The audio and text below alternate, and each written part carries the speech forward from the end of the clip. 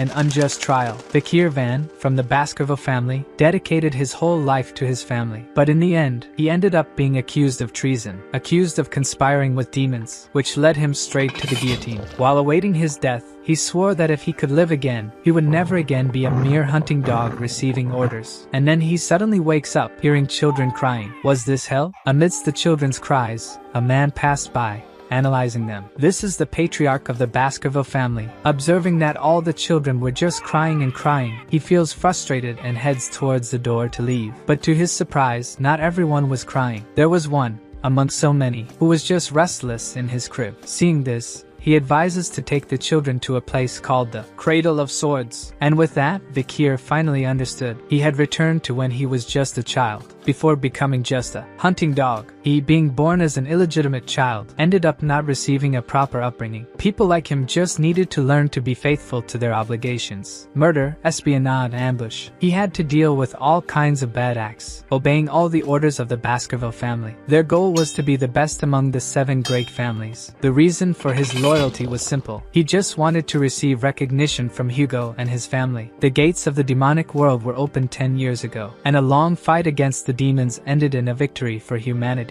And the reward for the one who dedicated himself most to the cause, who was most faithful to all of them, was execution. The reason for this was that he knew too much. Thinking about it, he just wishes not to live like this anymore. However, what he really wanted to do was to seek revenge. But now he is just a newborn, and he knows that what he needs now is to get stronger. Cradle of Swords is his great chance for that. This is a place where the children of the Baskerville need to pass. They are left in a labyrinth of swords and their courage is tested as they go towards the river Styx. This, in turn, is a legendary river that makes a child's body as resilient as steel. However, the number of children who can take advantage of this benefit is limited. In his previous attempt in life, the protagonist failed to come first because he was overtaken by his brothers, but this time, it will be different. He quickly reached the river and immediately jumped in. The longer he stays at the bottom, the stronger he will become. Some family members, realizing that he is still immersed in the depths of the river, become desperate, thinking that if he stays there, he will end up dying. But unlike them, the family leader is only impressed. And when he asks the family butler how long it has been since he submerged in the river, he is informed that it has been 7 minutes already. Hugo, still without moving a muscle, only says that he should get out of there. The protagonist hears it, but it's not easy for him to just come back. And realizing that he was at his limit, he also starts to drink the water. But it's over, his limit has come. And as he sinks into the depths of the river, Hugo pulls him out of the water. He was proud because an ambitious person had emerged in his family, and he had been submerged for so long that even his teeth had grown. Seeing that Hugo was proud of him,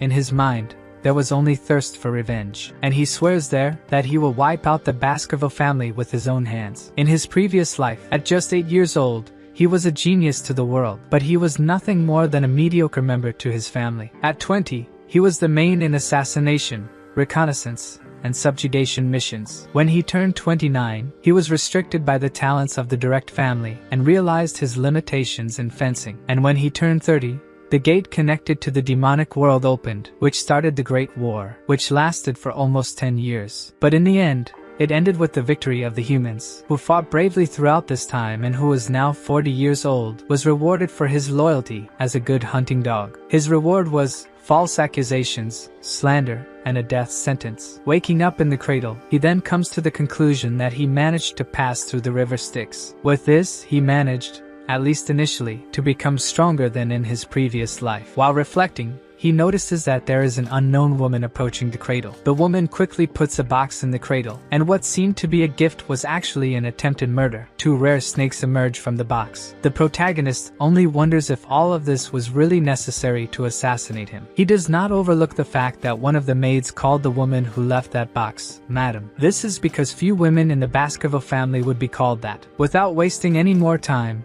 the snakes advance to attack him, but he easily holds them back and kills them right there. The next day, the people of the Baskerville house witness the terrifying scene of a baby peacefully sleeping soaked in the blood of venomous snakes. All the nannies who worked that day were tortured and executed, Yet the reason why the dead snakes were in the cradle was not discovered. Only he knows the whole truth behind this. Thus, 8 years passed. The professor then explains that there are 4 phases for those who follow the path of the sword. These are sword initiate, sword specialist, sword graduates, and the last one, which is the state in which the aura imbued in the sword by the bearer becomes solidified, thus making it possible to change the shape according to the will. Those who achieve this feat are called sword masters. And to finish, he informs that the patriarch of the Baskerville house, Hugo, is a sword master. Noticing that Vikir is immersed in his thoughts, the professor thinks he is reflecting and absorbing his teachings. What he is thinking now, knowing that Hugo is a sword master, is how many years it will take for him to be able to kill him. However, the other children, his brothers, don't like all the attention he's been getting. Taking him to an isolated place, they ask about all the strange rumors surrounding him, like the one that he spent 7 minutes in the river Styx, and the one that he killed 2 snakes while he was in the cradle. It is then revealed to us that these 3 were responsible in his previous life for attacking him when he was fleeing after the false accusations, known as Hugo's Trident. Wanting to prove the first rumor, the 7 minutes in the river Styx, one of them comes up behind Vikir and holds his breath. He could easily get out of this situation, but decides to play along with their little game. So 1 minute passed, then 3 minutes, 10 minutes. Vikir continued to endure calmly. Noticing that maybe they had already passed the limit, the brother holding him let go, but before pulling his hand away, he has one of his fingers torn off. His brothers say that they will go to the priest to have the finger put back on later. Hearing this,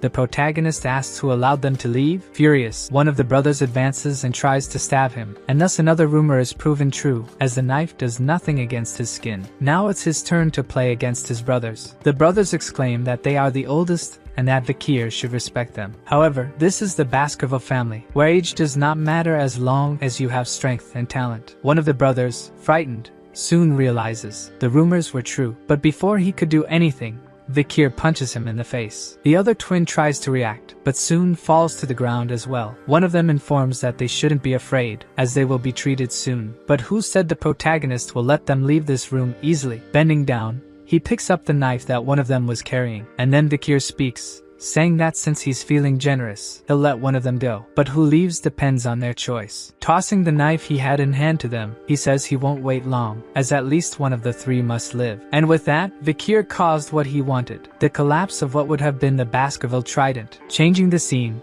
the Baskerville clan's butler Johan Barrymore informs the patriarch that there has been another conflict with the Morgue clan at the Ruby Mine, and that the Morgue clan is claiming ownership of those territories. In response to this, the patriarch simply says he will have the opportunity to discuss this with them soon, since the Morgue clan will be coming to them shortly. Concluding this matter, he asks Johan the butler if he has anything else to say. Then Johan talks about the midterm evaluation at school, informing thus that Vikir placed first in the written test. He is also informed that in 5 days will be the practical exams, and that the castle's guardian knights have already departed and taken a trip to prepare the students. Hugo then exclaims that if that's the case, the castle must be completely empty. However, the butler has one more thing to say. There was a big fight between the young masters. Here he is referring to the fight between the triplets and Vikir. Astonished, Hugo asks how many died. The butler says none died, but the oldest triplet's teeth were almost all broken. The middle twin's jaw was crushed, and the youngest had his left index finger torn off. He even says they are already being treated. However, the damage was not only physical but also mental. Hugo even thinks it might have been an internal fight, but soon dismisses that option. They were too close to have been an internal fight. The butler agrees and informs that it was actually a fight with one of the other brothers, saying that the person who left them in that state was the brother 1 year younger than the 3, young master Vikir. Hugo then sends for Vikir, and he quickly arrives. Hugo questions him about hurting the triplets, and without any remorse, he says they are receiving treatment for it. However, Hugo was referring not to the physical damage, but to how he wounded their hearts. Since that day, they began eating separately and stopped talking to each other. To finish, Hugo asks if he thinks he did anything wrong. However, Vikir did nothing wrong, because he is stronger than them. Hearing this, he asks again if he feels no guilt at all, and he says the triplets came before him there and kindly forgave him. But Vikir knows he shouldn't apologize for his actions, and using the same words that Hugo once used in his past life, he responds by saying that he believes forgiveness is nothing more than the excuse of the weak who can seek revenge. Hugo is impressed, as he believes strength is justice, which means being weak is a sin. Thanks to this, he calls the butler and orders him to go to the food warehouse and give Vikir whatever he desires. Hugo wishes the boy luck in the practical exam and tells him not to lose to anyone from the main family. Annoyed, he agrees and thus withdraws. Now, in the warehouse, he said he wanted chocolates. However, he didn't want processed chocolate, but cocoa beans, the unprocessed seeds. The butler even thinks he wanted the seeds because they equate to 100 liters of chocolate each. But the protagonist didn't want the chocolates to eat them. The real purpose of these seeds would soon be revealed in the practical exam that will take place in 5 days. When that day comes, an unprecedented incident will assail the Baskervilles. Worldwide, the Baskerville family was known as the Berserker clan. This was due to the fact that even the children, who had already undergone a rigorous education program, had to do things like climb mountains as endurance training right after they learned to walk. Rest was only permitted during designated hours. At bedtime, they slept alongside the corpse of a demon creature, or even a live baby creature. The goal was to make them capable of adapting to the hostile environment. This allowed the young hunting dogs to face extremely difficult evaluations. That's why they are called the Berserker clan. And at the present moment, an evaluation of this level was forthcoming, on a mountain infested with demon creatures. The instructor explains that their objective is simple: survive there for 1 month and hunt the demon creatures. They just need to keep these 2 things in mind. In the evaluation, they will be rewarded with points. These points will be divided into saving someone's life, 10 points, saving someone's life without suffering serious injuries, 30 points, surviving by eliminating another participant, 50 points, surviving and hunting demon creatures, 70 points, and fulfilling all the conditions stated beforehand, 90 points. In addition, each of them received 1 brooch that, if stolen from others, will result in extra points. Wishing them good luck, the instructor gives them advice: do not leave the restricted area. The Guardian Knights will secretly score them during the test, which means they will be constantly monitored. Afraid, some students talk among themselves about the rumors of Vikir. They are all curious to know if he will also perform as well in the practical evaluation as he did in the written one. And with the sound of the bell, the evaluation begins. Some rush to secure an advantageous position first, and others join teams to steal points from those who are alone. The triplets, even still feuding,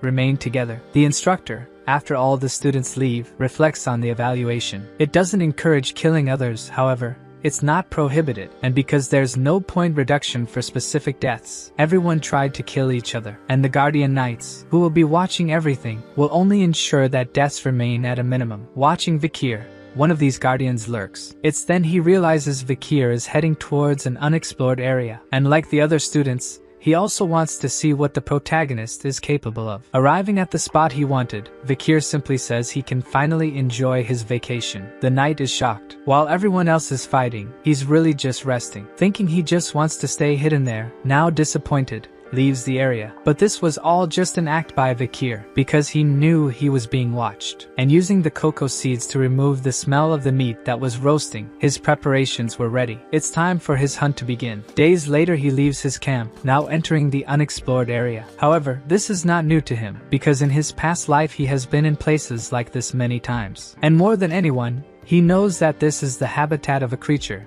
the Hellhound. In his past life, he only managed to face one of these at 18, so clearly it would be too much for his current self at 8 years old. However, he knows a method that even a child would be able to defeat a Hellhound, which is by using its weaknesses. Weakness number 1. The Hellhound can only move in a straight line, as it has difficulty keeping up with curvilinear movements. Weakness number 2. Water. Demon creatures for some reason cannot pass through water, even if it's in small amounts. In this situation, the Hellhound will slow down and will approach and expose its fatal weakness, which is opening its mouth while running. Thus Vikir uses his chocolate seeds. 1 grain of this is capable of generating 100 liters of chocolates, and chocolate is a poison for monsters of the dog type. Mocking, he says that a Hellhound can't even defeat a mere chocolate, and then he finishes it. By killing demon creatures, his body receives experience, or karma, which makes his body stronger, and swinging his sword, now it feels even lighter. If he keeps this up, he will surely be able to regain his strength even before becoming an adult. With this achievement, he only wants to know how Hugo will react after finding out that he managed to defeat a demon creature, which was level B+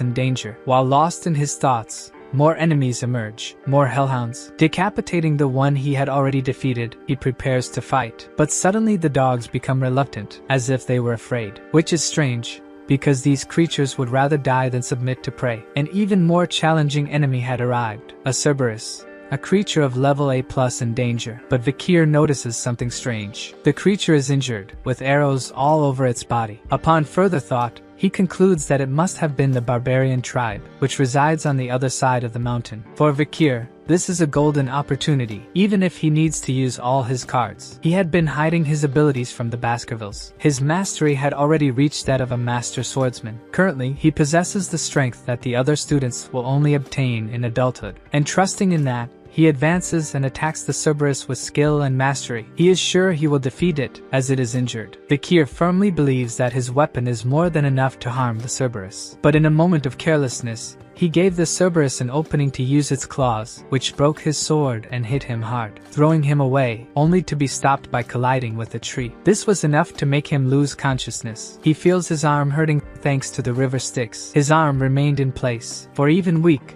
the Cerberus would surely have caused serious damage if it were someone else. Now more than anyone, he knows the danger he is facing. He knows it would be difficult to survive another attack. The best thing he can do now is the 36th stratagem, and so he does. If the Cerberus weren't injured, it would surely have caught him and torn him to pieces. Vikir runs as fast as possible. He will make it. If he reaches that place, he prepared, but if he is caught before, he is dead. Just a little more and he arrives. And almost like a miracle, he manages to arrive. The creature falls into his trap. This trap was planned thinking of a horde of hellhounds. Vikir is surprised that it actually works against the Cerberus. Because it is a dog-type monster, it was effective. The trap contained spears with extracts of chocolate seeds spread on the tip. Even though this was a fatal poison for him, the high-level creature remained standing. And preparing for the final blow, he threw a spear at it, but was soon ricocheted. However, the spear contained venom from the blood mamba snake, and after 7 steps, as the rumors say, the poisoned creature will die, and so the 3 heads die. Now the concern is how to carry him. But before that, he remembers, Cerberus are guardian monsters, meaning they have the habit of protecting their territory. With that in mind, it is certain that there is a dungeon nearby that was being defended by it. Vikir then covers himself with the smell of the Cerberus, as this will allow him to avoid confrontation with most creatures. And following the traces he had left before arriving at Vikir, he finds the dungeon. And it seems he had been there in his past life when he was 18, and it was empty. But now it's different. It is covered with the smell of corruption and mana. It certainly has not yet been explored. And without further ado, he advances for exploration. After walking a bit, he soon finds an illuminated entrance the inside of the dungeon. At the center lies a ruby, responsible for all this brightness. And upon further inspection, the skull of a human. At its feet lies what appears to be a note. The writer, stating that his real name no longer matters, refers to himself as. The purpose of this letter is to warn those who come after him. The legends of his family claim that this was an ancestral dungeon, and his younger brother, named Abel, decided to venture into it. They overcame numerous trials as they attacked the dungeon. They killed thousands of monsters and reached this stone chamber, where they faced a final puzzle. This puzzle trapped them there for a long time, a total of 3 years. Reading this, Vikir only thinks about how much they must have desired the treasures of the dungeon, and that the final enigma should have been it. What entered was 1, but inside became 2, but only one of them can leave. That's what was written on the stone. Continuing to read the letter with this ominous puzzle, he and his younger brother pondered for a long time, and both reached a single conclusion. He and his brother were twins, and when conceived in their mother's womb, they were only 1, but when born, they became 2, and therefore, to leave this dungeon with what they desire, they must become 1 again. This means that only one of them will be able to leave with what they came for. In the end, after a long battle, he killed his younger brother. Now only he was in the stone chamber. However, nothing had changed inside the chamber. For him, they had definitely become 1, but he gained nothing from it. He fell into despair. He killed his younger brother. After an eternity of remorse, he decided to leave this place. And his message to any brave descendant who comes there was to say just one thing: to get out of that place immediately. Finishing reading, he realizes that something doesn't make sense. He got there, and he's not a twin, so Cain and Abel interpreted the enigma wrong. Reflecting on what was on the stone, he notices the real secret. Cain and Abel couldn't solve the enigma due to their own conflicts. But for Vikir, it was clear. The answer to the enigma is the dungeon itself. When he entered, he was one with the darkness, but the moment he reached the light of the stone chamber, he became two because of the ruby's light. So if everything becomes dark again, the answer to the enigma is his shadow. And with that, he sees the reason why the brothers killed each other, the relic of the demon cave. Only the Baskerville clan lineage can unsheath Beelzebub. Reading this, he then remembers he had already seen this sword in an illustration in a mythological book in his past life youth. The gluttony fly, Beelzebub, the ancestral myths of unprecedented demons that invaded the continent. There were 7 calamities, the demonic constellations. To stop the 7 calamities, each of the leaders of the 7 great clans was needed. At that time, the one the Baskerville clan leader faced was the gluttony fly, Beelzebub. Its remains were subdued and sealed in Baskerville territory. However, no one believed in that legend in the present day. This legend was true, and in the future, this sword would fall into the hands of demons. But in this life, that will not happen. That said, he tries to draw the sword. However, it doesn't come out in his hands but goes into it. Obtaining this item was somewhat unexpected, but he just wonders how much stronger he can become in this. After obtaining the legendary sword, finishing there's nothing more to do but leave. That's what he was about to do until he suddenly felt dizzy. He then realizes that this thing in his hand wants something to eat. He is then directed by his hand to what seems to be the corpse of the first infernal dog he had killed. The creature in his hand then begins to suck his blood, as if it had been starving for a long time. Pausing to think, he realizes, could the situation of the dry trees and dead earth in this place have been caused by the absurd hunger of Beelzebub? How much will it take to satisfy this thing? He wonders. He also remembers that Beelzebub had the ability to take opponents' abilities for itself. It practically had the ability to steal infinite abilities, and those who had their abilities stolen ended up destroyed. But maybe 3 is the maximum it can steal from a corpse. Infernal Dog Hemorrhage is the ability he stole. It causes even the smallest scratches to expel an absurd amount of blood. Incineration and regeneration were also stolen, but the regeneration was stolen from the corpse of a rat that was under the Cerberus. And finishing preparing the demonic creature for the practical test, he finally relaxes. With all the young hunting dogs now gathered, the practical test comes to an end. The evaluation followed immediately. The corpses of the creatures were transformed into necklaces, shields, swords, etc. Then they were returned to them, and one of the corpses brought by one of the children shocked all the present Baskervilles. The news quickly reaches Hugo. It was reported that Vikir, accidentally, entered the unexplored area and hunted a Cerberus. Hugo is initially incredulous, because, after all, Cerberus is a demonic creature that even the Guardian Knights have difficulty facing. It was also said that the creature was injured and poisoned, and when Vikir was questioned about it, he just returned to the dorms saying he was tired. At this moment, Hugo only admires him for his cleverness. Knowledge is power, and power represents your value, Hugo thinks. The butler is equally surprised, but for a different reason, that the boy's talent comes from the Van family and not from the La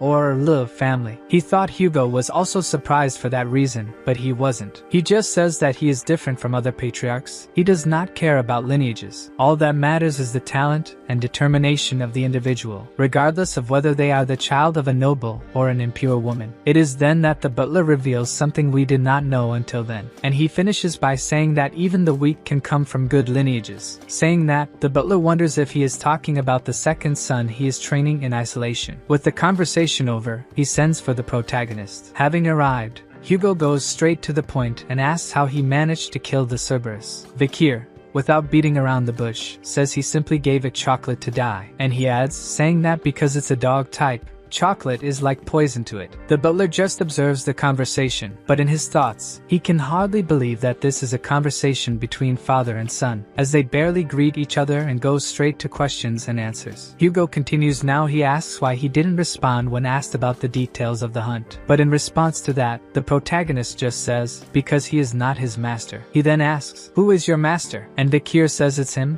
the patriarch. Happy, Hugo says that, as a reward, the corpse of the demonic creature he caught will be entirely his, and that, for coming first in the practical test, he would guarantee a wish. And this was the part the protagonist most wanted to hear. And as a wish, he wants to enter the library of the 10,000 books. This is a huge place, located in the deepest parts of the main Baskerville castle. It is one of the largest libraries in the empire. In response to this, the Patriarch asks if Fakir knows that only the Patriarch, the Vice Patriarch, and the other members of the main house can enter there. Realizing that his request will probably be denied, he soon gives up. However, to his surprise, his request is accepted. Hugo, completely satisfied, also suggests that he read Baskerville Fencing 6th Prey. Fakir soon begins to get nervous. Never has an illegitimate child been allowed to read beyond the 4th prey. However, he soon calms down, because in the end, it's just the 6th prey. That's what he thinks. Hugo is only on the 7th prey, but in his past life, he had already managed to reach the 9th prey. However,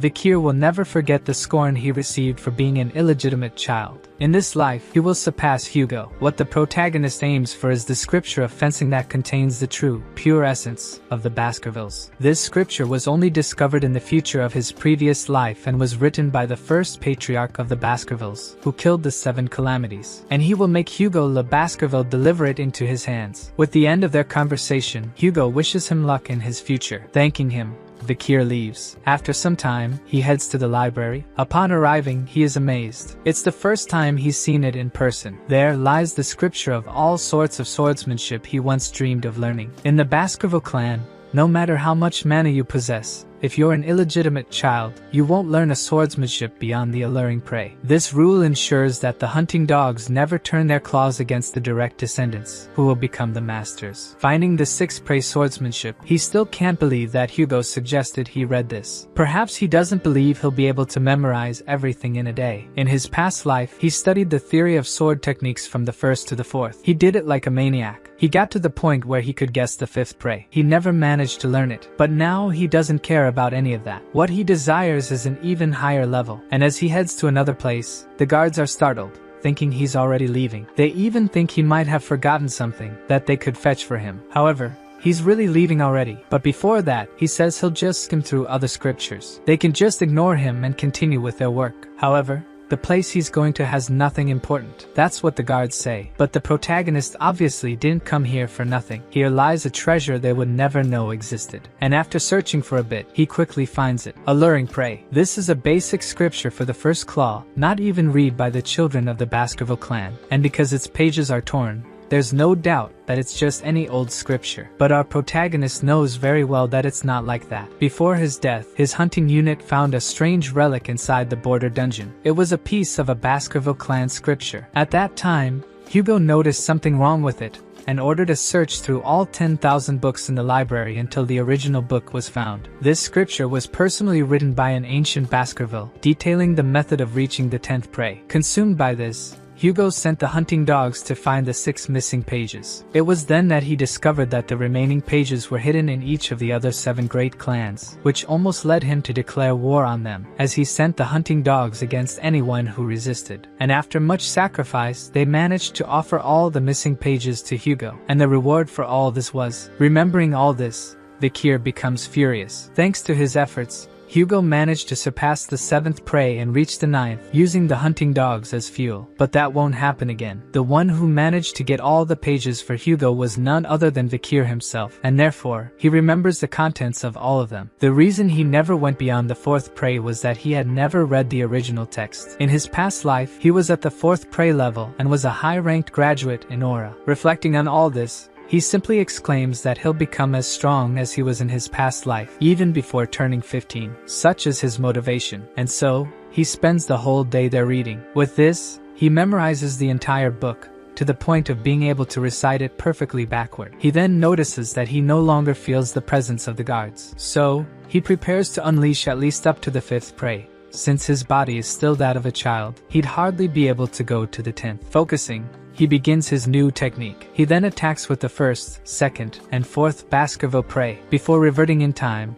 his previous life was very harsh. Even though he managed to achieve the highest aura rank, it was only with a lot of hard work. Yet, the main house always scorned him because he was unable to learn the appropriate swordsmanship for it. The only reason he, in his past life, never reached the 5th prey or higher was because he was an illegitimate child. But this time it will be different. He won't live that kind of life again, so he achieves the 5th prey right there. However, it's not complete yet, but at least he managed to unleash it. A warm feeling permeates his heart with this achievement. He wanted to cry tears of joy for having reached the 5th prey. This was the first time in Baskerville's history that a hunting dog grew so fast and was aiming at his master's throat. Now he needs to increase his mana. He says he can even feel his core expanding. Vikir can feel that he went from being a high-level expert swordsman to a low-ranked graduate. The level he had only reached at 30 years old, he has now achieved it at just 8 years old. A graduate swordsman is entirely different from an expert in terms of mana mastery. Their density increases, and their ability to change shape becomes less limited. His swordsmanship is also better than before, but he won't stop at just the 5th prey. Now he can reach up to the 10th prey, a swordsmanship with infinite potential. Before,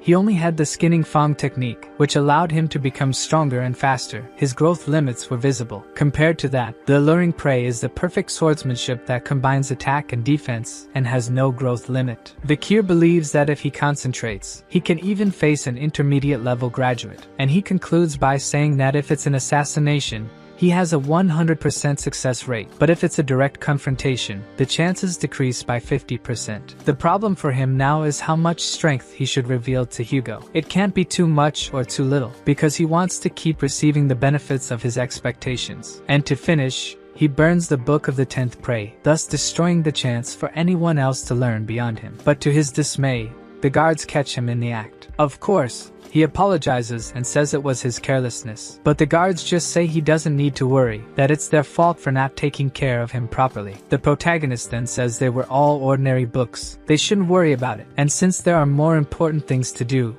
Vikir proposes that they agree that it never happened. Admiring the kindness of their young master, they just thank him for it. And apologizing once again, he leaves the library. Watching his back, the guards can only think of how good a person he is. Back in the Patriarch's office, Hugo asks if his reading process was enlightening. The protagonist says it was, which obviously interests Hugo. He then asks what he felt and realized inside the library. In response to this, he says it was something warm and sharp and at the same time soft and malleable. Hugo and the butler are surprised and ask if he's talking about his aura. Aura in this world is basically proof that someone has truly entered the world of swords. Even prodigies who train relentlessly need to be at least 15 years old to achieve this feat, but Hugo soon calms down and tells himself that this would be impossible. He's only 8 years old, but just in case, he asks Vikir to show how it's done. The protagonist agrees, and they head to the training ground. Curiously, the butler asks how he intends to test Vikir's abilities. Hugo says he'll send an appropriate demonic beast for him, one that he left starving to make it more sensitive. So they bring an orc, a ranksy creature in distress. The people watching say this is overkill, that to face an orc, he should be at least 15 years old. But trusting the idea that if anything happens,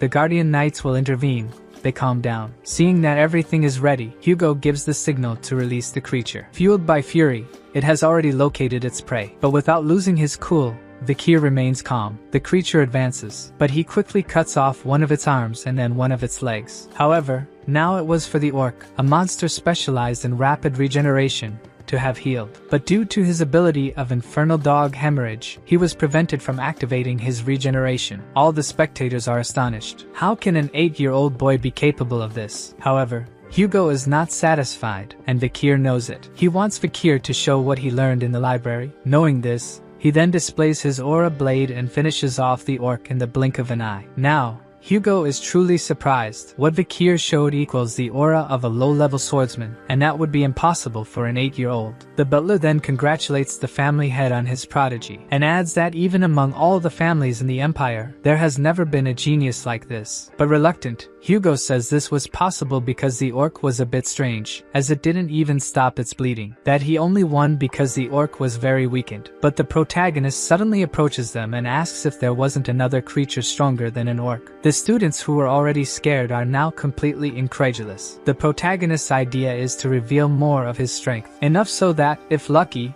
his achievements will be recognized, and he can separate from Hugo. For example, being sent to the jungle or entering the academy. In response to Vikir's request, Hugo simply agrees that the orc wasn't enough to satisfy his son's hunger, and then asks to bring the individual from the barbarian tribe they had captured for experiments. The Prota asks if he can start now, and so he is ordered, quickly heading towards the creature, which seemed slow due to its size, reacts fast and delivers the first punch, but Vikir dodges, and even when he had the option to attack, he decides not to, which Hugo thought was a great decision. The regenerative ability of trolls is incredible, so if you can't inflict a fatal wound in one blow, you would only be wasting energy. Based on this, what you have to do is strategize to hunt. The boys watching can only wonder what Vikir was planning. Would he tire the troll by dodging all the attacks? Would they be true geniuses like that? From Vikir's perspective, he could easily kill him if he revealed his true strength, but that would result in complications. So he needs to kill him as naturally as possible. One of his ideas is to use the troll's own strength against him, attacking him when he advances towards him. And so he does, and cuts the troll, but it soon regenerates. This makes the audience discouraged, believing that it is indeed impossible for an 8-year-old boy to defeat a troll. But the Prota knows this more than anyone. It would really be impossible to defeat him with just the first prey. Hugo, noticing the same as the others watching, says Vikir can stop now. Says continuing could be dangerous, but before finishing, the Prota interrupts him. He says that if he doesn't kill him in his next attack, he gives up. He then continues and wonders, how much power should he reveal? But the answer to his question has already been decided. He will use enough to make it seem like he received divine enlightenment. Wondering how surprised Hugo will be, he strikes a fatal blow against the troll, and decapitates it perfectly. And everyone, without exception, is shocked by the scene. An irregular had appeared. A week after the events, the protagonist complains because he can't stand eating this food anymore. Unlike the food, the situation around him has changed a lot. Everyone avoids even getting close to him, and from the battle against the troll, he gained a new ability, Ultra Regeneration. While lost in his thoughts, the triplets suddenly appear. He only asks if the beating they took was not enough. However, they just wanted to say how cool it was when he killed the Cerberus and the troll. But before he could question them about it, the butler also appears and warns him that he needs to go to the Patriarch immediately. A while later, it was possible to see a carriage arriving at the Baskerville family castle, and in the family patriarch's meeting room, there was a man who was the leader of the Morg clan. His name was Adolf Morg. Initially, they were already discussing how this year's annual event had been a joint effort between the families. The patriarch even mentioned that the Morg clan children were very dramatic for complaining only about some scratches. Adolf, on the other hand, says that this may be because the Morg clan is prestigious and elegant. This was the current relationship between the prestigious magical clan, the Morg clan, and the Iron Swordsman clan, the Baskerville clan. But it wasn't always like this. 2 generations ago, the Emperor said that magic and sword were complementary existences. With these words, they began a joint training process where only children between 8 and 15 years old participated. But the conflict began afterward because of rubies found in the territories, and gradually, the relationship between the leaders was distorted. But by orders of the Emperor, the training continued. Adolf compliments, saying he heard rumors about a genius emerging in the Baskerville clan, and he thanks him. This leaves Adolf somewhat confused since it's not normal for Hugo to praise a child like that. So Adolf reveals that his clan also had this luck, and he asks for Camus to come in. With that, the doors were opened. This was Camus, the daughter of Adolf's eldest sister. He asks her to greet the clan leader, but she immediately asks if he's the thief who stole their ruby mine. This surprised the family leader. Furious, he asks, "Thief?" Adolf tried to intervene, but the girl says that it was actually Uncle Adolf himself who said that, calling the Baskerville leader a pathetic bearded man a few hours ago. All of this leads Hugo to tell Adolf to educate his niece better, but the girl insists that the leader return the mine because she needs the rubies for her research. Hugo becomes furious and orders the girl to stop. Adolf intervened, asking if this is how he treats a child, even questioning if the Empire's sword saint is planning to oppress an 8-year-old girl, until suddenly someone says they think the Morg clan doesn't teach their children not to covet what belongs to others. It was the protagonist speaking as he entered through the door. The butler announces that young Master Vikir is here, and Adolf examines the young man from afar. But when he realizes his niece is no longer in his arms, she was now in front of Vikir, asking what he just said. It seems our protagonist recognized her. This is the Steel Blood Empress of the Morg clan. Among all the archmages who came from the prestigious magical clan, She was the only one called the genius of all geniuses. She made history in her past life by impaling several enemies and forming a border, not to mention her stunning appearance, which led her to be called the Authority Avatar. The girl insisted on asking why the ruby mine is theirs when it belongs to the Morg clan. The first thing Vikir says is that she must have tried really hard to have traveled here just to throw a tantrum. Both leaders were impressed with such a response. Furious, she asked if he just said she was throwing a tantrum, and he says that's exactly it. Conjuring magic in her hands, she said she would teach him why the ruby mine belongs to the Morgs, and the protagonist remained impassive. Sometime later, a kind of city was formed. Everyone was surprised, the girl boasting that even an ignorant person like him would now understand. But the protagonist was surprised because he thought he would be attacked or something, but she simply made a model of the city with magic. She explains that on the border between the Morgs and the Baskervilles, there is this mine where high-quality rubies come from. The problem is that the entrance is in Morg territory while the underground is in Baskerville territory, and as only they can enter, the cave belongs to them. She also says that they keep talking about territory invasion and don't even accept the offer to lease the territory, which makes Adolf say that his niece is very intelligent. Vikir says that the ruby ore is used as a magic ingredient, and this is not something the Baskervilles need. He says her desperation is because no one from Baskerville territory seems idiotic enough to lease their lands for mere change. This makes her say that he just said they have no use for the rubies, and he says yes. They only care about their territories, and that's why they're sending them away. After all, the only invaders here are them. This leaves her furious, trying to explain in a different way where she mentions that this is their land and that is her land. Stepping over the wall, she asks whose arm is it now. Vikir asks if she really wants to know whose arm it is after stepping to their territory. He quickly grabs the girl's arm, and happily says it's his now. This caught her off guard and left her blushing. Struggling, she asks why she's his now, calling him an idiot, but he asks who said she would be his now, drawing his knife from his waist, which impressed both Adolf and the butler. He says he was saying that her arm is his. At that moment, the girl locked the bike tire. Even Hugo panicked at such an attitude from Vikir. Literally, the protagonist went all out. Realizing he wasn't joking, she starts screaming for help to her uncle. The furious man orders him to stay away from his niece. Vikir promptly obeys the man's order. The girl runs into her uncle's arms, whimpering. The man quickly questions the situation to the patriarch of the Baskerville family, turning to Vikir saying he went too far, but Vikir just laughs and apologizes. As he twists his dagger, he says this kind of play is normal between him and his brothers. The old man, still furious, asks why such a toy exists. Vikir apologizes again, saying it's just a little game they've played since they were kids in the Baskerville clan. Hugo asks if the head of the Morg clan isn't being too protective intervening in children's play. Then he says he's thought of something for the ruby mine situation and believes the Morg clan will like it too. The crying girl says she won't forgive Vikir for what he did. The rogue protagonist just laughs. Finally, the friendly competition between the Baskerville clan and the Morg clan began. Children from 8 to 15 years old gathered in one place to test their skills, but this year all attention was focused elsewhere. This time someone from the prestigious Morg clan was on the battlefield known as Camus Morg. On the other side there was a swordsman of blood and iron from the Baskerville known as Vikir van Baskerville. It seems there was a proposal from the Morg clan to have a duel between the two rising stars of the two clans. Camus warned him to prepare because she never goes easy in real battles. Then she quickly began to conjure a spell.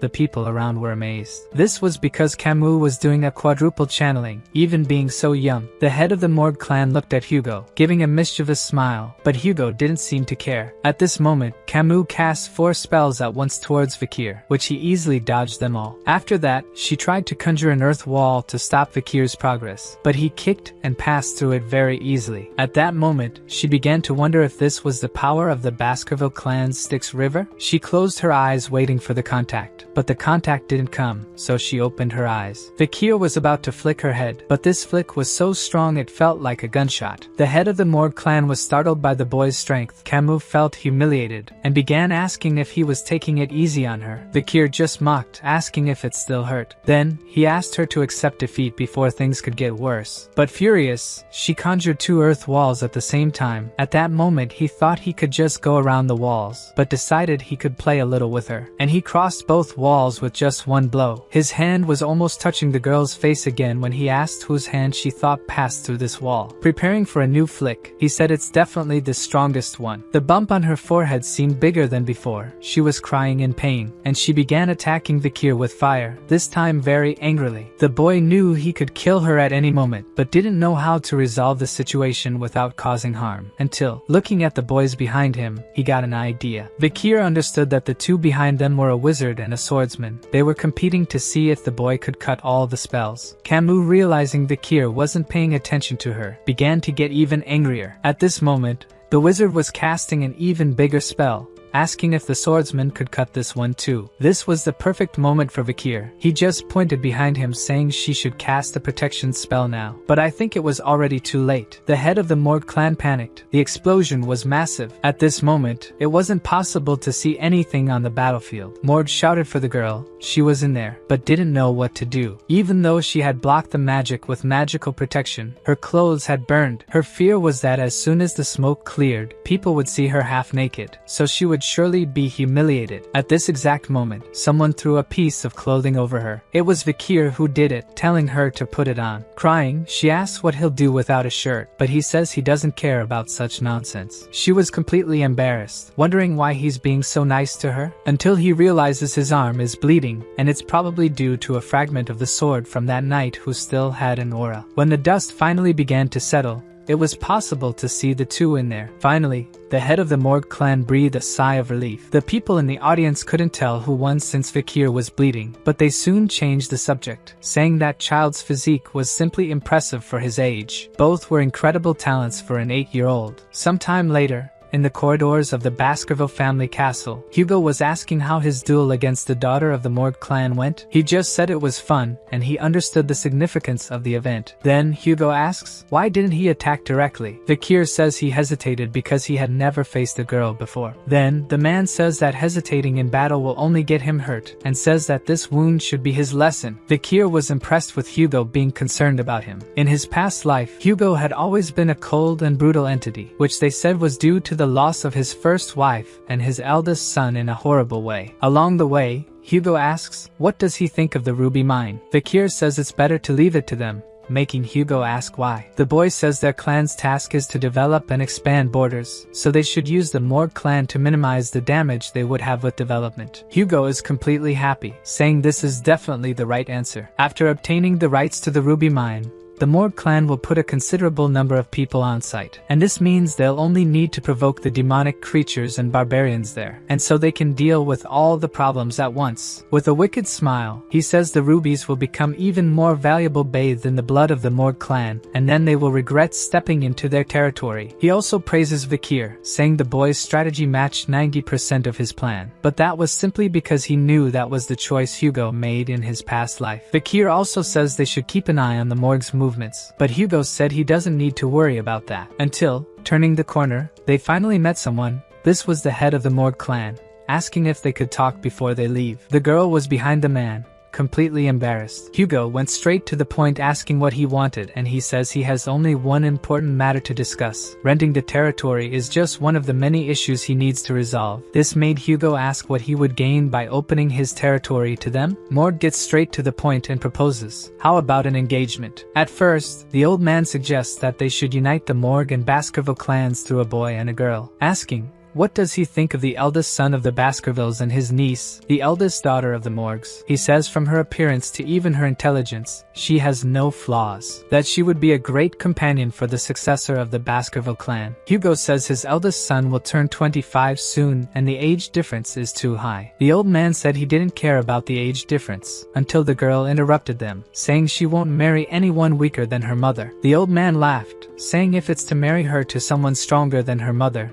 she'll remain single forever. Then she says the age difference can't be that big and she wants someone her age or even younger. Hugo starts getting furious, saying this isn't a buffet here. She says she knows, but she won't just go around eating anything they offer her, until, completely flushed, she looks to the side, surprising Hugo and the head of the Morg clan. She was looking at Vikir. At this moment, the old man started sweating, then whispered to his niece that he's not pureblood and is a bastard son.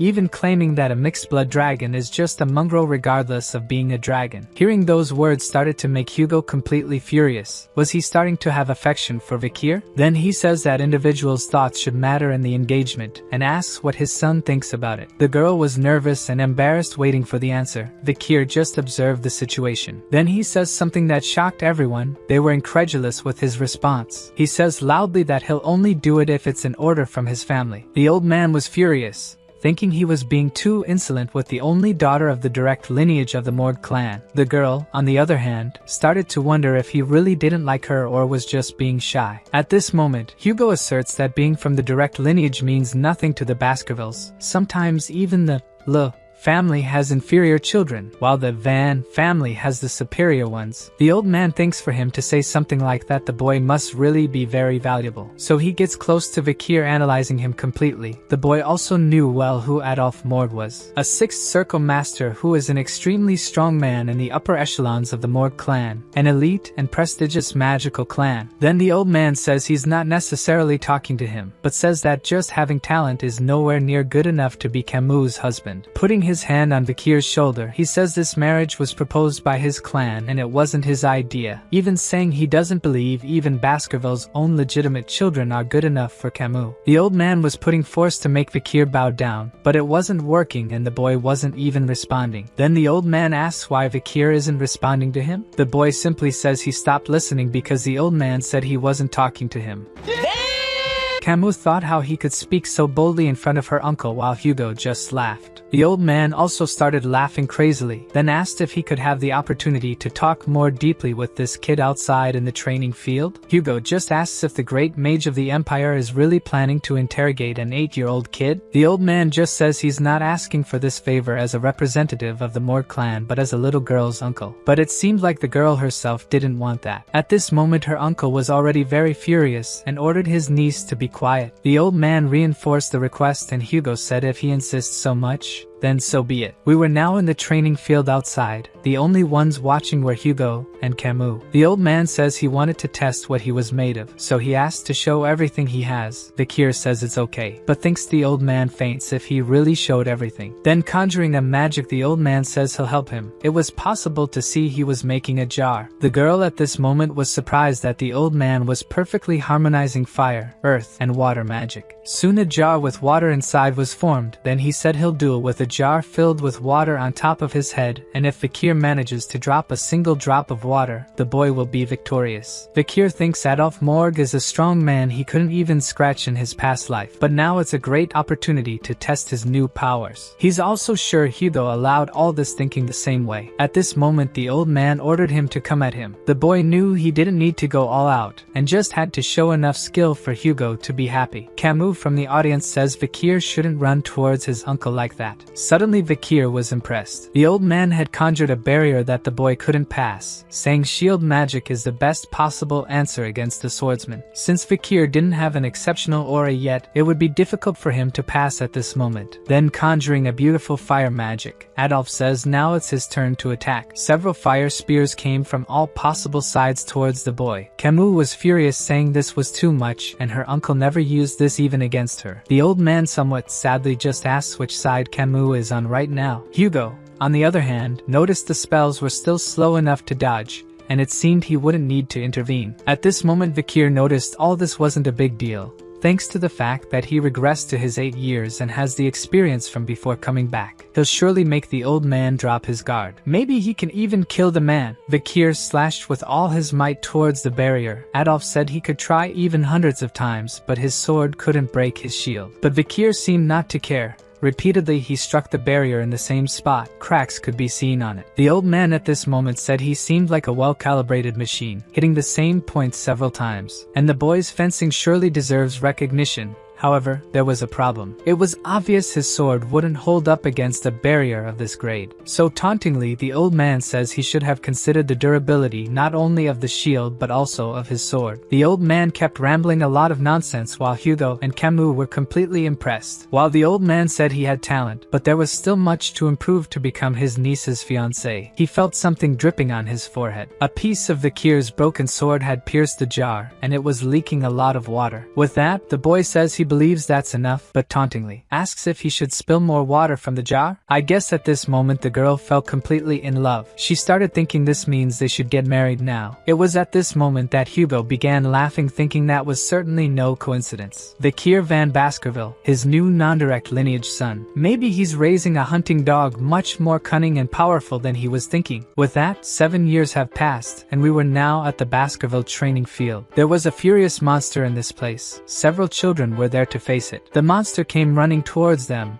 and the children jumped to confront it head-on. But it wasn't easy at all to defeat this creature. In fact, many of the children were thrown flying from there. This man here was the family's guide dog. He was explaining that they must make a decision immediately, even if that's to flee, and they mustn't be greedy trying to hit the vital points. The triplets made a simultaneous attack. They were much stronger than last time, even managed to deal significant damage to the creature. But soon the creature recovered. However, all the children were working together to win, so the end was inevitable. The man started applauding, saying they did well. Now all the young masters are low-level expert swordsmen, and even fully learned the first grip of Baskerville fencing, thus ending the long 7-year training they had. The man also says that the ox bear they faced was far from the strongest, and even he couldn't defeat a strong and old ox bear alone. He wanted to convey to everyone that the creature they faced today was far from the strongest. So he says that death is always closer than they think, and they must overcome it with their talented blood. Saluting, he says he concludes his teachings and congratulates everyone on their graduation. Everyone salutes in respect to their teacher. Sometime later the children were discussing which order of knights they would follow, since there are 7 orders of knights within the Baskerville family, namely guarding, investigating,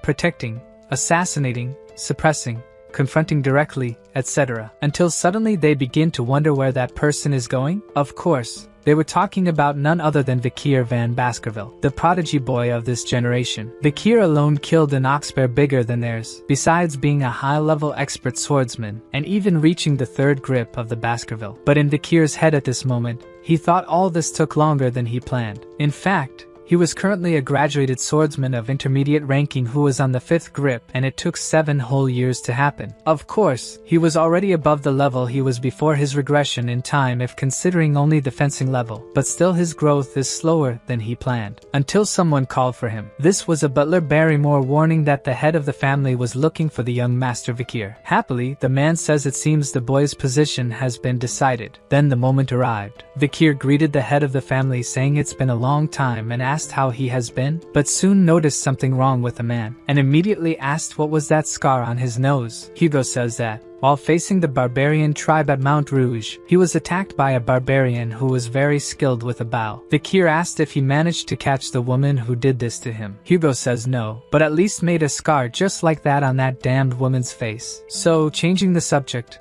he congratulates Vikir for finishing his education. Of course, the boy thanks and begins to think about the past. At this time in his past life he became an apprentice knight for the Pitbulls and was sent to Mount Rouge for 21 months to face countless life and death situations. He was discarded as a useless dog destined to go to the front line. The children of the Baskerville family are divided into elites and disposable after they turn 15. While the disposables die in battle, the elites learn about politics and administrative functions. There is something to bridge the gap between elites and battle-forged disposables, and that is the 5th grip of Baskerville fencing. It was also for this reason that his fencing was stuck at the 4th grip in his past life. So, at this moment, he thought it was impossible for Hugo to let him, a bastard son, take the elite course. But to his surprise, Hugo says that he must be a boy who can manage and legislate within the Baskerville family territories, upholding justice. In short, he would be responsible for both big and small matters within his family. Vikir was incredulous that Hugo would let him,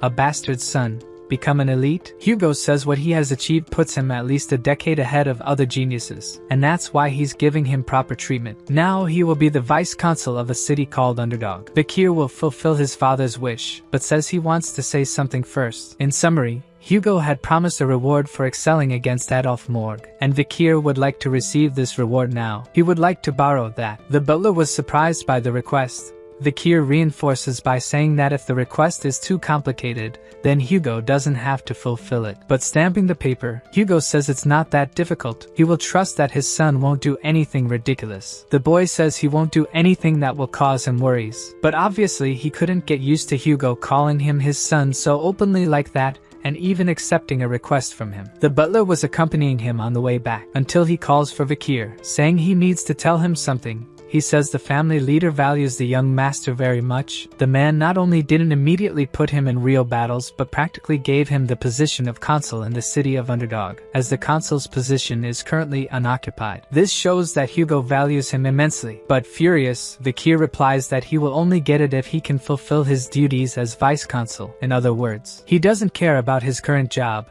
It's not like it will erase his memories from his mind. He still remembers the feeling of his head being chopped off on the guillotine. Furious, he affirms in his mind that he will make Hugo Le Baskerville go through the same thing. Now we are in Baskerville territory, more specifically in Underdog. An old man was warning that the new vice-consul arrives tomorrow, so they must make sure to leave everything clean, and they should also be very careful since the man is coming from the main castle, so they must take special care. One of the employees was apprehensive about what the new vice-consul would be like, until the other says he's just a 15-year-old kid. They were already mocking the new vice-consul when someone passed in front of them. The boy quickly held him, saying he's not allowed to be walking around like that. Vikir turns around furiously, ordering the man to take his hands off him. Quickly he presents a paper that leaves them both dumbfounded. Finally they understood that the boy in front of them was the new vice-consul, ordering them to bring some alcohol and women immediately. All because he will need to throw a party soon. Both were very surprised by the request of the new vice-consul. Sometime later the banquet was ready. There were several happy people talking everywhere. This man named Chihuahua Baskerville was the one who managed Underdog and was currently in a stomach-turning situation. He couldn't believe that the new vice-consul was throwing a party on the first day he took his position. Quickly deduced that this person was outrageous. They were already going through difficulties because the previous consul had accepted bribes. So manager Chihuahua was furious, saying that if he wants to sink the city, then let him. When Vikir appears behind him furiously asking if he is the manager, the man was in complete panic, but still they introduced themselves. The first thing our protagonist noted was that Chihuahua didn't have a middle name, which means he is someone outside the clan. In other words, they are simply employees and have no blood relationship. And surprisingly, Vikir says he likes that. The man was surprised to hear this. Vikir says that because Chihuahua was born and raised here, he must know the situation of this city well. So he plans not to interfere with the man's work and hopes he will continue doing his job without problems. At first, the manager didn't quite understand the situation, even thought he was being insulted in some way, but it didn't make sense for this man to be here while he was throwing a party. Vikir says there's no problem with federal laws, but there are some strange points in the judicial system, which impresses Chihuahua for him to read all this in such a short period. Our protagonist says the problem with the city of Underdog is that there are several black market businesses running and the economy is above the law. This problem won't be solved just by stopping their operations. They will have to remove the main leaders of these businesses. In summary, the role of the vice-consul is to create laws and enforce them, and he also has to respect the laws created before his. However, he will add a new law to these existing ones. He intends to end the businesses of these criminals in a week, and if he wants to create a law and enforce it, obviously he'll need a reason, even when people are doing something illegal. This is because he is still young and is a rookie who was supposed to arrive only tomorrow, so to convince them he will need to do some things. To summarize, with all this, he will throw a mountain of crap to attract the flies. The manager begins to get very worried about the mentality of the new vice-consul. Then the next day on the main street of Underdog, there were several dissatisfied people on the street. Vikir was right in front of them ready to give a speech. It seems that the new vice-consul stayed all night there,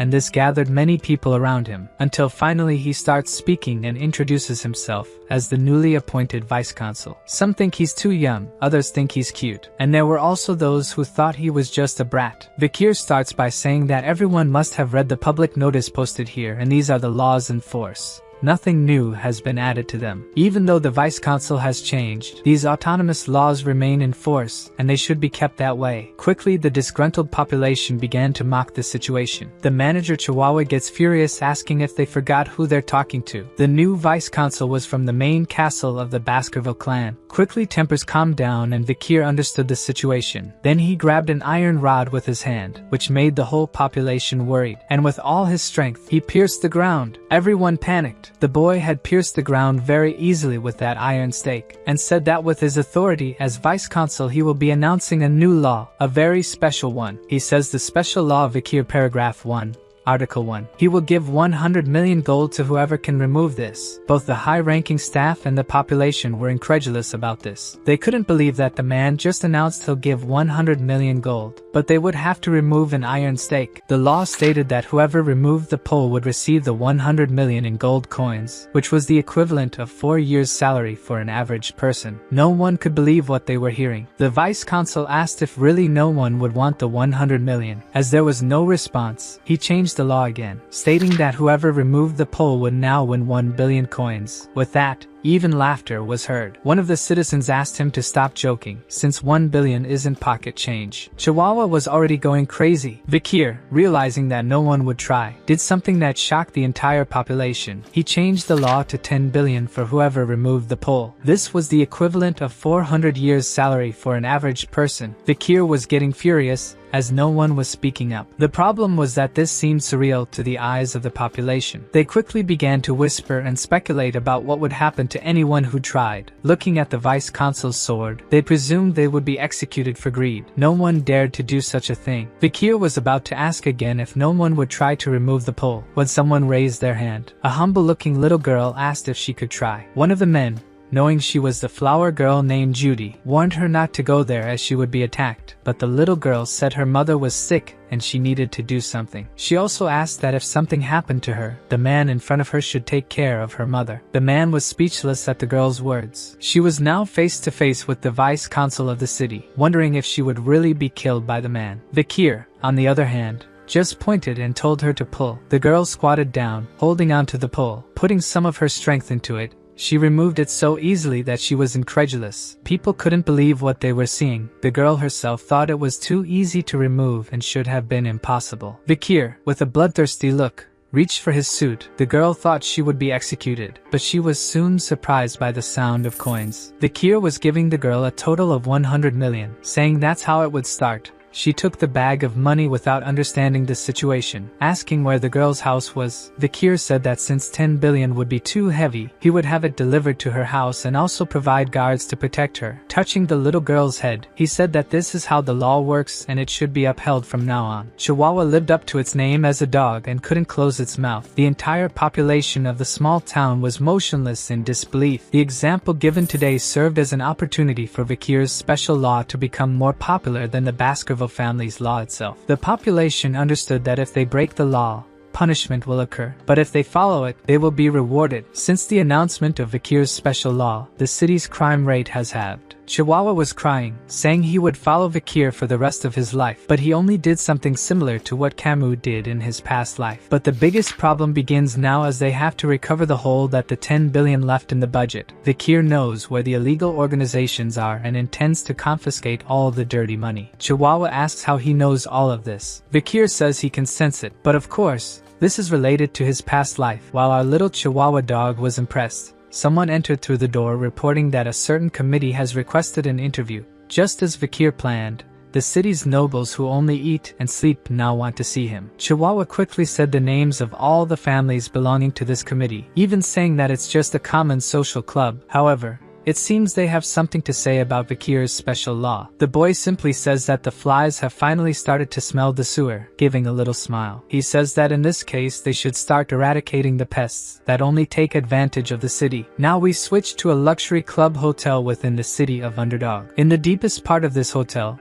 there is a VIP room that costs 10 million gold to spend a few hours there, and a party is happening now. The participants were the 7 people who were part of the committee that invited Vikir. All of them were children of the native clans within the Baskerville territory. At this very moment, they were building a tower with alcoholic bottles that cost 100 million gold each. One of the guys even says that the vassals can drink the spilled drink on the table, and they thank him for that. They were all happy that their money was endless, and all thanks to the Baskervilles. They also had a slave trade and used barbarians who were caught in the Baskerville family's territory expansion. They were all laughing because they had more luxury than in the capital and still were protected by the main family. A blonde guy even said that the Baskervilles are their hunting dogs, to the point of exterminating the entire Mesomedrano clan just for a few lies they told, which led to the downfall of one of the 8 clans, resulting in having only 7 now. Soon the vice consul's topic came to the table. Judging by the age and the fact that the guy threw a party as soon as he arrived, they assumed they would get along with the boy. The initial idea was to throw a party with the most expensive drinks, and then make him pay for everything. Then they would say it was a joke so that the boy would be indebted to them. At this moment, one of the vassals announces that the girls have arrived, when suddenly they notice someone strange. There was a man among them who was not invited to the party. The butler immediately grabbed the boy by the hair, but in the next instant his arm seemed like a boomerang. Another man nearby asked who the boy who just entered was. He said his name was Vikir van Baskerville. The surprised man that the vice consul was in the room asks what brought him here. Vikir says they invited him, so he came. Nervously laughing,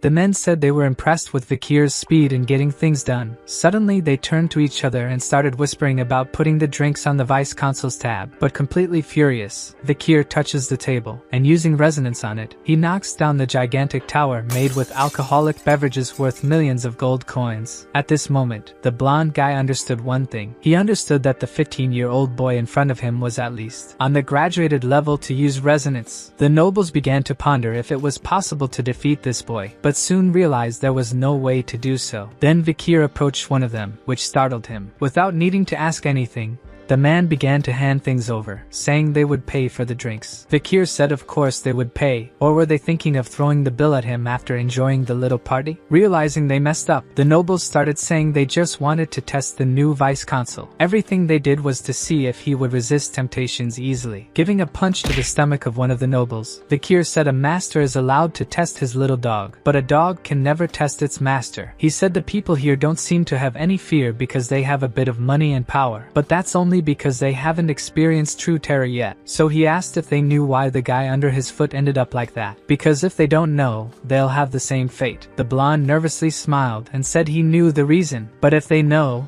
that means they need a good beating. Everyone revolted, saying he wouldn't get away with it. But Vikir was already in front of him, saying kidnapping, illegal slave trafficking, and even disrespect against the Baskerville clan. They committed many dirty deeds here in the city. Then he started hitting them all, saying there's no way to tame an animal without teaching it a lesson first. It's time to punish the little dogs who aren't afraid of anything. Sometime later, we were in the corridors of a prison. Chihuahua couldn't believe what he was seeing. The blonde was shouting that he would tell his father about all this, and that Vikir would never be forgiven. Chihuahua, seeing the man's despair, asked why Vikir beat them so much, even saying he should have held back a little. But Vikir told him not to worry because he hadn't even started yet. The municipal leaders should prevent corruption and improve life in the region, but they have become so corrupt that they now covet the power of the Baskerville clan. Seeing that they want to retaliate only proves they haven't learned their lesson. When the sun sets today, Vikir will execute them all. Oh shit. Here we go again. Old Chihuahua was asking if this was true, when the boy said he wouldn't just kill them, but everyone related to them. The prisoners began to apologize and beg for their lives, saying they would give money. Chihuahua just asked if Vikir thinks these people's clans will let him do this. Probably he will lose total support in future negotiations and they may even try to retaliate. But the clans can't complain if these people have connections with the city's criminal organizations, and if they don't have evidence, they will create some. Then Vikir begins to list what they are accused of, starting with kidnapping and trafficking of women. There was also bribery, threats, extortion, robbery, and murder of officials. The blonde starts saying he never did that, and will accept any punishment if there is evidence. Vikir says he speaks as if he were guilty and had gotten rid of the evidence. The man seemed not to want to tarnish the reputation of his clan even if he were killed. At this moment, someone arrived behind Vikir calling for him. The boy was waiting for this man's arrival. He seemed to carry a strange bag, smiling broadly, saying he brought what he was ordered to bring. Vikir thanked the man for his good work. What he brought was a bag with various tools, but the man said he had been torturing for over 30 years and had never seen tools like these before. Vikir said they were common where he came from. This made the torturer ask if the vice consul came from hell or somewhere similar. Laughing, Vikir just asked if he had the desire to learn some new tricks. The man said he would have to decline because even he would vomit seeing these tools being used. I am a surgeon! Vikir learned several things in his past life thanks to the interrogations he had to do on demons. Taking off his coat, he asked the guests, where is their conviction that they would never speak about their crimes? Smiling, He begged the prisoners not to say anything because he intended to relive the memories very slowly. I am a surgeon! This way, rumors spread quickly. The 7 scoundrels who lived in luxury and crime were arrested together. This became the talk everywhere, with people saying they wouldn't escape considering the personality of the new vice-consul. But there were also those who said they would get away with it because they were children of the native clans. In the end, everyone knew that the punishment for these crimes, according to the law, was death. But no one believed he would execute these people. The public opinion was divided between who would win this dispute. It was a power game between the new politician and the native clans, but it would probably end quickly if the native clans bowed to him even just a little. So as predicted by the public, all the native clans sent a small apology gift to the new vice-consul. The local powers decided to bow. The trash that was arrested would be released without further problems, and they would receive a mild scolding from their parents. Or at least that's what everyone thought would happen. On that day, 7 heads were displayed in the center of the town square. The 7 heads were covered in salt and adorned with terrifying expressions. I like it, Kudji. As if they had been experiencing terrible pain until the moment of their deaths. What was displayed above their heads detailed the crimes they were executed for. The population was completely terrified. Vikir, on the other hand, said this should not be a surprise to anyone, since the laws already existed. But the fact that the criminals who were punished were famous native nobles is what will bring about change. After the nobles hear this declaration of war, they will surely plot something, and when that happens, it will only end when one side is completely eliminated. This city is about to undergo a bloodbath. Vikir looks at Chihuahua and tells him to prepare because he will be part of the next operation. He doesn't understand the situation, but soon we cut to another location with Chihuahua wearing a mask. Looking back, he asks if this will really be their plan. Vikir just asks if the man doesn't believe in him, but it's not that he doesn't believe, it's just that it seems too crazy to do this. Here it was possible to see people dragging cages, women pulling slaves. Everyone was going into a tent, with them were several slaves. Vikir's plan was to sell himself as a slave to the nobles. Soon,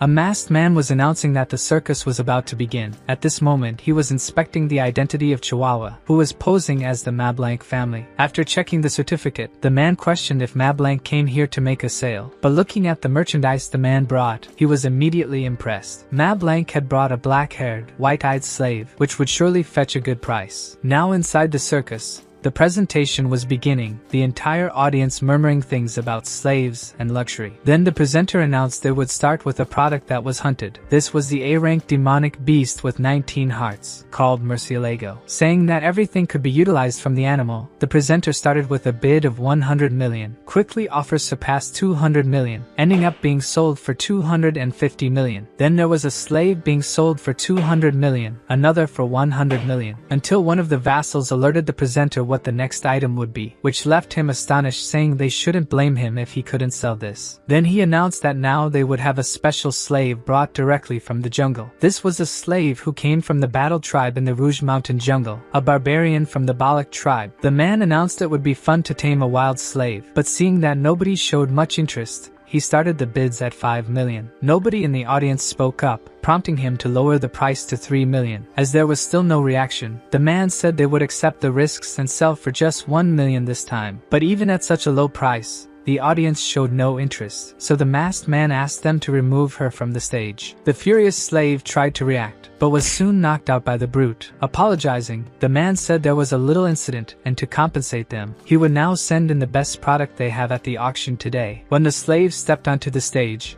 it was already possible to see the happiness on the nobles' faces. Who was on the stage now was Vikir van Baskerville, but it was obvious that they didn't know that. The man announced that the product was special because it had rare black hair and red eyes, and was so obedient that they only needed to handcuff him and nothing more. Without even giving the initial bid, a noblewoman in the audience announced a bid of 600 million. Another stepped in front saying he would pay 800 million, which made the woman ask why he wanted a male slave. They began to argue over the slave, when another person stepped forward saying they would pay 900 million, until someone raised their sign saying they would pay 6 billion for the boy. Even the presenter was surprised by this exorbitant amount. The audience realized that the one bidding so high was Baron Gambino from the Granary territory. There are rumors that this man recently absorbed some illegal funds and his influence has grown immensely. His vassal questions if he isn't paying too much, but the man says that if he resells later in the capital, he will make a huge profit. She insists that it is still of very high value and that they would have to maintain his body's purity, which made the Baron yell at her to shut up. Cinderwendy couldn't complain since she was accepted by the Baron when she had nowhere else to go. At this moment,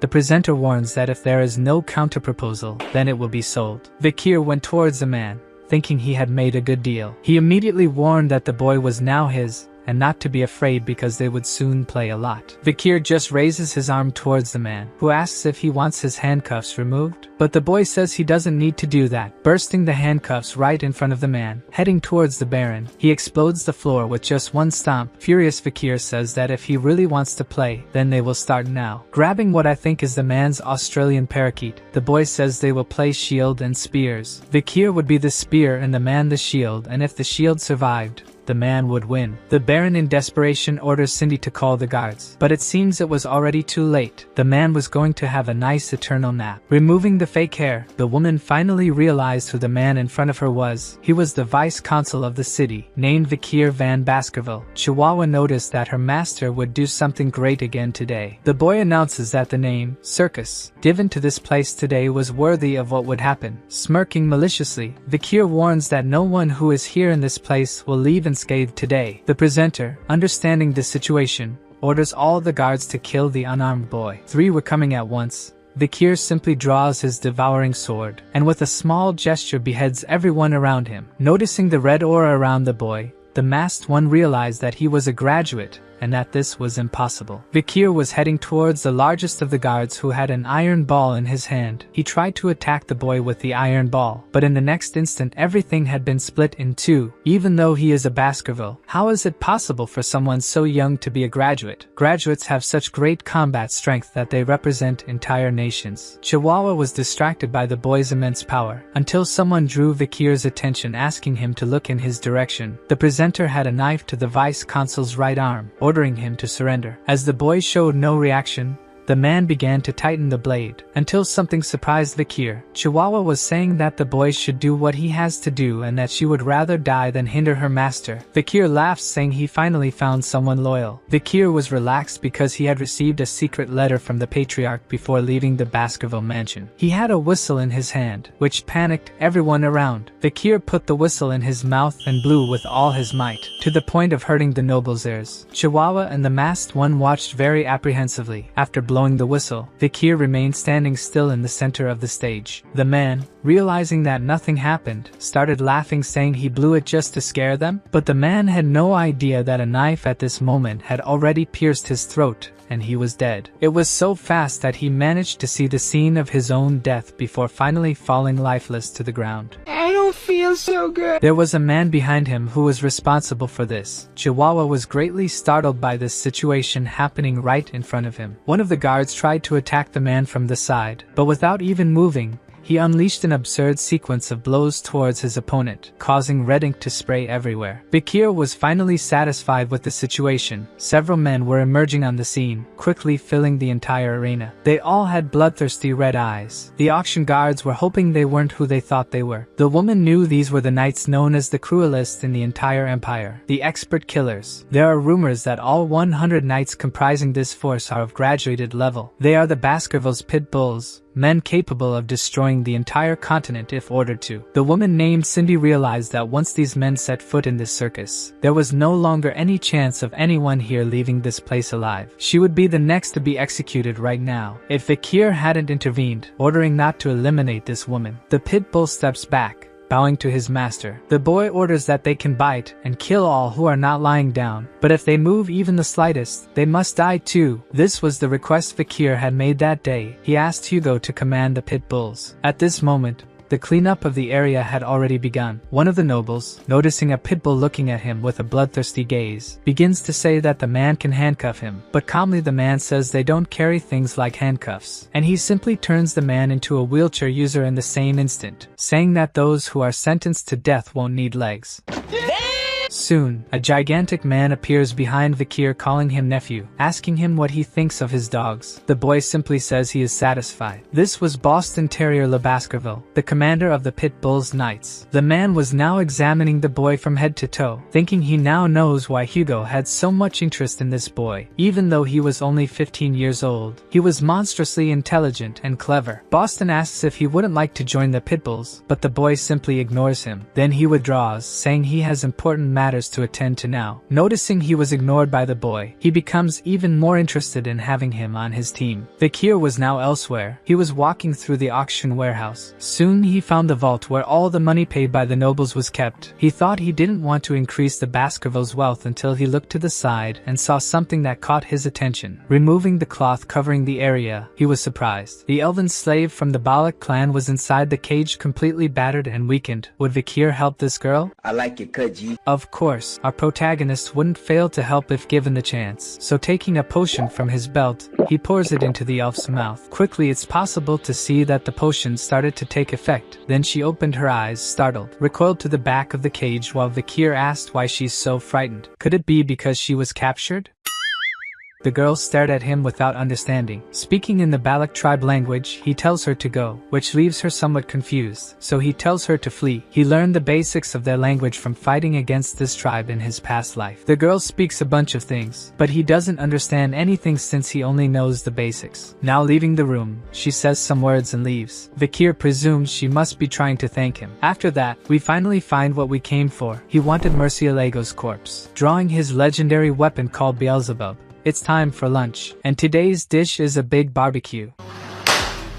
The next morning, rumors began to spread about the nobles and members of state institutions who participated in the auction being taken to prison with severed body parts. That day, the great demonic organization vanished from the city once and for all. All the VIPs who participated in that club had their identities exposed. As a result of the investigations, 7 noble families whose relatives were indicted sent letters clamoring for justice to the consul. But Vikir's response was very harsh, as the penalty for illegal slave trafficking was death. He obtained the testimony of all the executed prisoners, and this will soon be taken to the imperial family. After that, the patriarchs of the 7 families visited the consul and begged for mercy from the man who killed their relatives. But Vikir's response was quite simple. They would all have their territories confiscated within the Baskerville domain. All would be indicted for treason, and 3 of the families would be completely destroyed. To do all this, it was necessary to hire more public officials in order to maintain order. This caused the unemployment rate in the city of Underdog to plummet, and thus Vikir to be treated better and better by the citizens. His relationship with his secretary Chihuahua also improved. The man says he's in debt to his boss now, since he saved him on circus night. During this time, Vikir also trained his calligraphy, which impressed Chihuahua. The boy not only learned to write now, but is already making new laws. If this prodigy continued working here,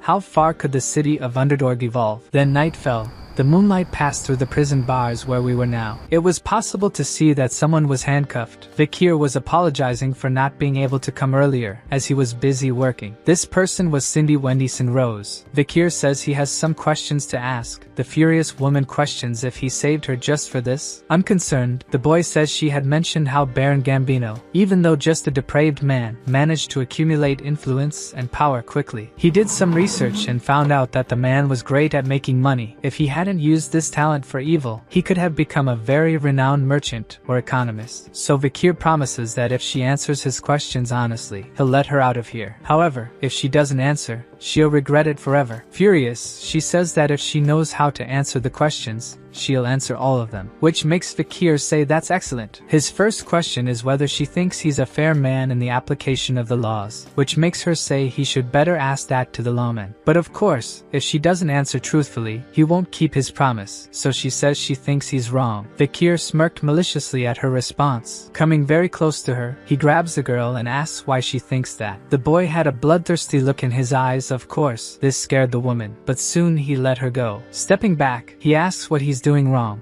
He wants to hear it from her mouth. She says that he got those weak villains through fear and surprise and used that to create the image he has today. But in the long run, that will ruin his image. Furthermore, The patriarch won't be very happy to realize that the boy has more influence in the city than he himself does. Fakir asks what she advises to do. Wendy says he should return all authority to the Baskervilles. He should also give all credit for what happened here to the patriarch. So until he reaches the right age, he should go to the Black Mountain Range or to the Empire Academy. He should be as discreet as possible and cultivate his strength in secret. Then when the time is right, he would give the Baskerville patriarch what he deserves. At this moment a huge pressure took over the place. Fakir says that by the way she's talking, it's like she's sending a dog to bite its owner's neck. At this moment the pressure emanated by the boy was very suffocating, but still convinced of her thoughts, she says that this is the only way for him, a hunting dog, to vent his anger. Fakir watched closely, then gave a grand smile saying he liked what he heard. This caught the woman off guard. The boy says she knows how to give good advice and the ideas he himself had were very similar, so as promised, now she is free. Incredulous, she asks if she will really be released. He says he always keeps his promises. Leaving, she says she hopes the day never comes when he regrets the decision he made today. But she's soon interrupted by him asking if she knows the Mesmednero family. This was the 8th family that was destroyed here in Underdog.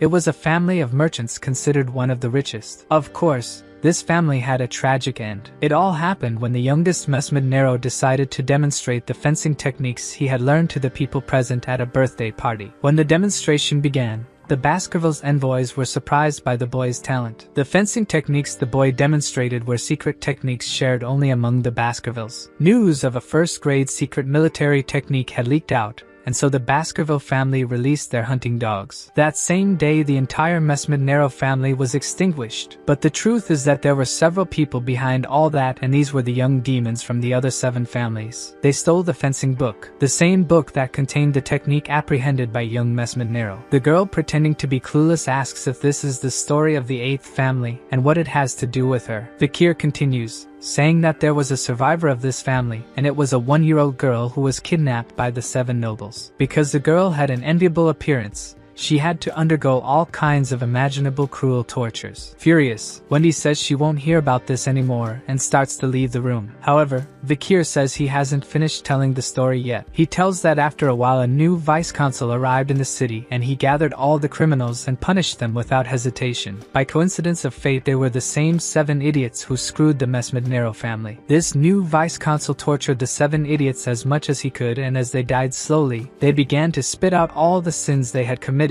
It was then that this vice-consul heard one of them say, "I'm sorry for committing the mortal crime." Furious and crying, she asks if he thinks she will believe that story. But he says she is the survivor of the Mesmednero and knows her past. So the girl asks how she can trust him? How can she believe that he really captured and tortured everyone, making them apologize? Grabbing a torch to light the way, Fakir says she'll believe after seeing with her own eyes. The girl couldn't believe what she was seeing. The bodies of all the men were still there. On the ground, it was written repeatedly that they were wrong and didn't want to die. Seeing this, the girl cried even more, and obviously couldn't hold what was in her stomach. Fakir, approaching, says that even though these guys paid for their crimes, the revenge of the Mesmednero family isn't over yet. Cindy Wendy Mesmednero must channel all her hatred towards the Baskerville family. She deserves this revenge. Confused, she says he's also a Baskerville and asks why he's helping. The boy just says that's a very stupid question. Wendy couldn't understand what he meant by that, but says she'll repay that debt in the future. She promises that no matter what he does in life, she will ensure he never runs out of money. Fakir is very happy with such words and says he'll remember that. The next morning,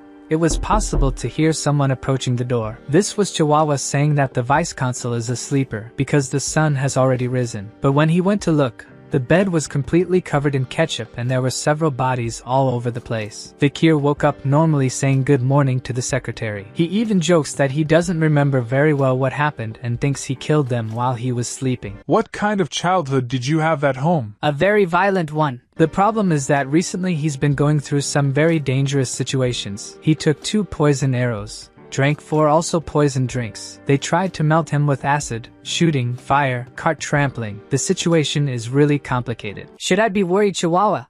I think you'll be fine. At the last illegal auction, he managed to get rank A high vitality skill of the Inferno Buffalo. This ability, along with the fact that he entered the Styx River, meant that not even last night's assassins could kill him. Was the shirt washed in the Styx River too? What do you mean by that?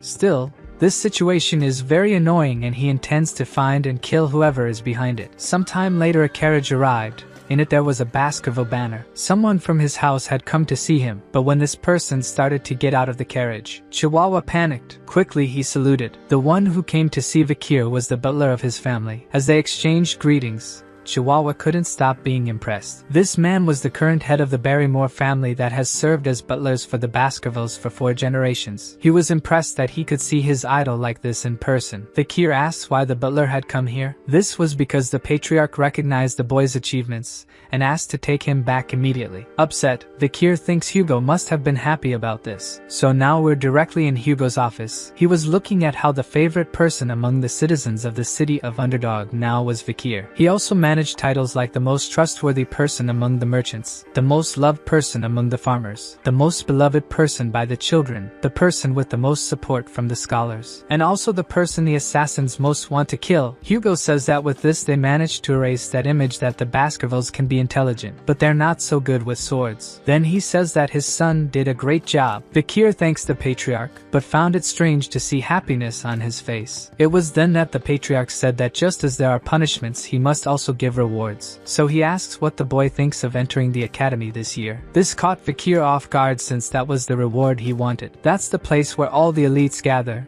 the best academy in the kingdom called Colosseum. As it's attended by most of the children of nobles and aristocrats, the academy has strong internal security and operates as a boarding school. In short, this will give him enough time to get stronger away from Hugo. The patriarch says he would like to send a few more people there, but has no one in mind besides Vakir. So he asks if the boy has anyone in mind he'd like to take along. Vakir says that of all his siblings, the ones he's closest to are the triplets. Of course, the intention is to use them as punching bags. However, Hugo said he can't allow the 3 to go together and even questions if the boy still remembers the plan he made when he was only 8 years old. This was the plan to leave the mine under the care of the Morgs, to get rid of the barbarian clan. Hugo, completely happy, says that plan worked. At first, the Morgs suggested they launch a joint attack, but obviously keeping it discreet. In short, Hugo asks if he's not wanting to stop by that place and see with his own eyes if his plan is being followed to the letter. The boy just says he'll do as the patriarch orders. Now we were leaving through the gates of the city of Underdog. Chihuahua was bidding farewell with sadness in his eyes. He wished us a good trip and said he would take care of things while the vice-consul was away. Finally, the time came for us to leave this city. Now on the way to the new destination,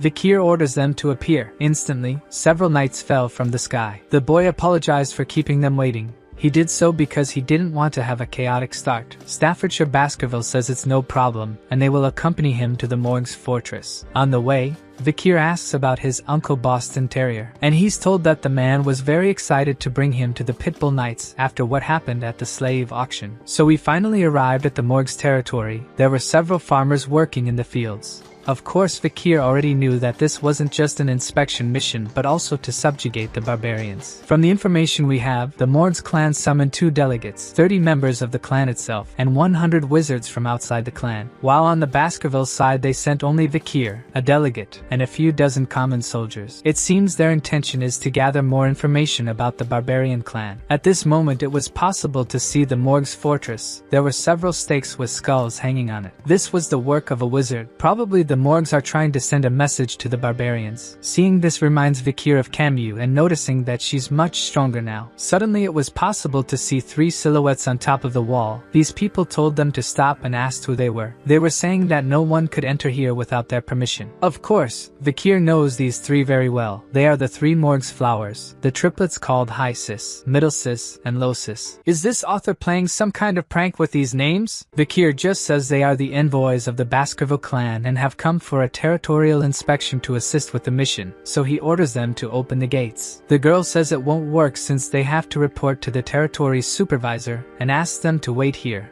Maybe tomorrow the permission will be ready. This leads the boy to ask why they're trying to prevent the territory master from entering here. Drawing from the situation, the girl asks if he's going to use the territory owner card, even saying that they have a tenant protection law made by his own family. Vakir, starting to get furious, says he has already amended that law and now the owner can kick out the tenants whenever he wants. So this is the last time he'll speak. He orders them to open the gates immediately. Just with that, the girls panicked, but one of them got furious. She said she heard heard that an idiot had been appointed to command the city of Underdog. Then casting a spell against Fakir, she says she won't let them walk all over them. The water spell hit very close to the boy. The girl didn't seem intimidated and was shouting that they wouldn't enter the morgue's territory, even questioning if the Baskerville genius was confident enough to try to show them. The one in charge of the knights was already drawing his sword when some men back there started insulting the triplets on the wall. Fakir noticed that these voices were familiar. The twins felt super offended, saying they would put them in their place. The three then took the lead, saying they wouldn't take back their words. They were the Baskerville triplets. I'm feeling embarrassed for the battle that is about to come. Triplets against triplets? Fakir himself felt disdain seeing this situation. Suddenly one of them turns, saying he wants to repay for the recommendation Fakir made to the patriarch for them to enter the academy. Fakir knows that these triplets would become legitimate killing machines in the future, and that they were great at following orders. So obviously he stirs the pot even more, since he intends to tame them to use them in the future. The three were shouting, saying they were the best, but the boys were just showing them the middle finger, saying they were just jerks. This made the girls furious, so they used the three elements they possessed together to amplify their magic tens of times. That's why they were known as the three flowers of the morgues in their past lives. One of the triplets says they shouldn't be afraid of just some twigs, and he immediately used the first Baskerville style, which impressed the leader of the knights. But soon he was caught off guard and pushed back by one of the twigs. The girls were mocking, saying they would never be touched by mere swordsmen. This fueled their anger even more. The commander of the knights says this will be fun, as they will see firsthand the outcome of the ancient debate about which is better between swords and magic. It will be fun to see the talent and potential of the young ones who will be the leaders of the sword and magic clan in the future. Fakir says if that's the case, he's also a promise of the clan, but the delegate says he's on a much higher level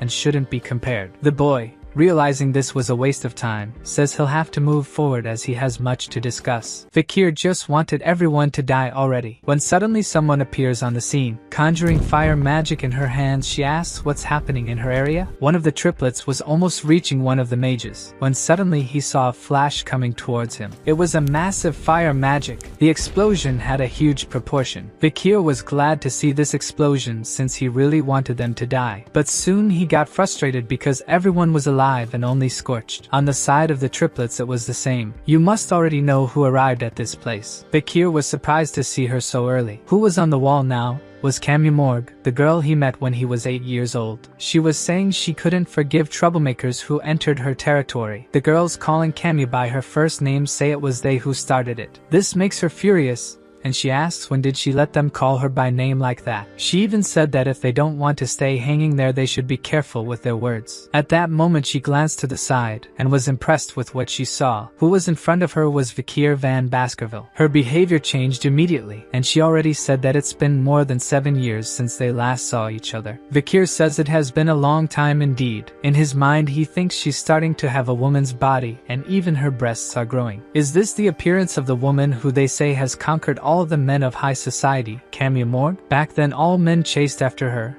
and she was involved in all sorts of scandals. But why hasn't he heard any of these rumors in this life yet? Of course, that doesn't matter much to him, so he just asks to open the gates since the triplets didn't want to cooperate. This leaves Camus furious, saying that after all this time, is that all he has to say? The boy just asks if he should say something else, which makes her even more angry. The chief of the knights thinks that after the confrontation of the triplets there would now be the confrontation of two great stars from each family. Then pointing to Fakir she says his score is 0. Whining, she asks how he dares to behave like this in front of his future wife. He deserves a 0 score out of a total of 100. Everyone was left puzzled. Fakir almost had a heart attack. Future wife? Sometime later, in the fields, Camus was walking with Fakir and saying that the Baskervilles don't seem to know much about the barbarians. But the boy says that, in fact, it's not like that, as they've been facing them for much longer. He's sure they know more than the morgues about it, which makes the girl ask then why they sent only the worst here. Fakir says that the decision to come here to the mountains had already been discussed with the morgues before. So why is she asking this? Changing the subject, Camus says she'll give him 8 points for knowing so much about the barbarians, and now he has 8 out of 100 points. This makes him ask why he got so few points, since his answer was perfect. She says she hates smart men. Men should have more idiotic tastes. After that, she gives him 6 points for riding a horse, questioning why his horse is taller than hers,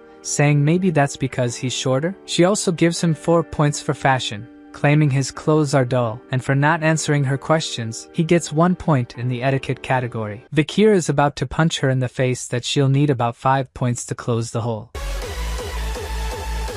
Suddenly blushing, she says that in the face category he deserves 99 points, saying he's grown quite a bit, but deducting 1 point because he can't control his expressions. He just tells her to stop with these useless scores, which makes her ask why he thinks it's useless. Her husband has to follow very strict standards. This makes him ask why he would be her future husband. Again getting furious, she says because he passed her uncle's test. She's probably referring to what happened more than 7 years ago. Talking about this makes her furious since thanks to her uncle her marriage was promised for the future and not at that present moment. Suddenly Vikir tells her to forget what happened that day. They must pretend that nothing ever happened. This makes her blush. Then she throws a piece of clothing in his face so hard that it left a mark on his face, saying she'll never forget something that happened between them. The boy even asks what was that she threw at him, when suddenly he remembers what it is. It's the jacket he lent her that day. The girl says it's nothing valuable.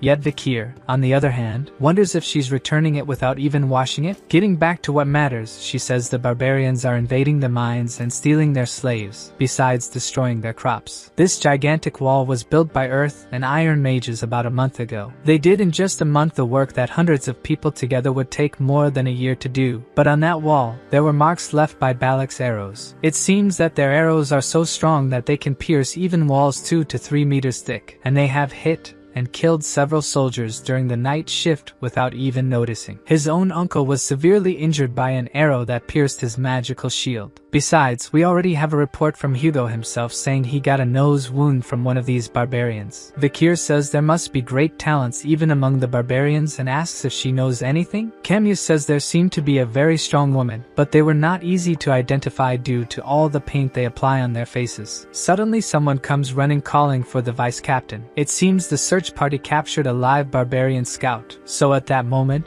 we went to the morgue's tent. There was a man with paint all over his body tied up looking at them. This was one of the Rococo clan witches who hasn't given any information so far. Not even mind control magic is working on him due to some powerful witchcraft. Camilla asks if the man remembers when they invaded the morgue's fortress and took some of their men. She said among these people there was a little girl named Rose, who was her distant cousin. The man smiles and says a few words in the barbarian's language, which makes the other prisoners laugh. Camille says they need a translator and asks where the deserter barbarians are, but her vassal says they were all killed or captured when they were attacked. At this point, Vikir says he knows how to speak a little of the Rococo language. The surprised girl asks if there's anything he can't do, and asks him to inquire about her cousin who is a red-haired, 12-year-old girl with red eyes and white skin who was kidnapped in the last attack. So Vikir does, as ordered. The man starts laughing mockingly until he utters a few words with a malicious look on his face. Vikir closes his eyes in discontent with what he heard, and just tells Camilla that the girl is dead. This leaves the woman completely furious. Then, saying that the other representatives are busy, this trial will be conducted by herself, Vice Captain Camille Morgue, and her verdict for today is the immediate execution of the prisoner. A stake impaled the man. While he said words in his tribe's native language, she told him to speak as much as he wanted, because when this war ended, their language could only be heard in hell. The other prisoners panic seeing this situation, but Camille just says they should leave the room. Vikir just watched the situation, but when he left the place, the girl was crying outside. He thinks that even though she is strong, she's still 15 years old, and tries to comfort the girl. The deceased girl was very sweet and kind-hearted, which didn't fit with the morgues. Vikir tries to console her again by saying she must have at least rested in peace. But Camilla asks if he thinks she's an idiot. She may not speak the language, but she can hear. So she asks if what she heard was really right. What that man said before he died was that he did those inappropriate things with the girl. This makes Camilla cry even more. She held back as much as she could, then finally fell into despair. She keeps apologizing for not being able to protect the girl. Vikir thought of calming her down, but soon gave up. I don't know if he didn't know what to do or if he preferred not to get involved. Sometime later, Camille was saying they should get revenge on them as soon as possible. Vikir extends his hand and says she's right. The girl blushed at this. When she was about to take his hand, a bell started ringing loudly.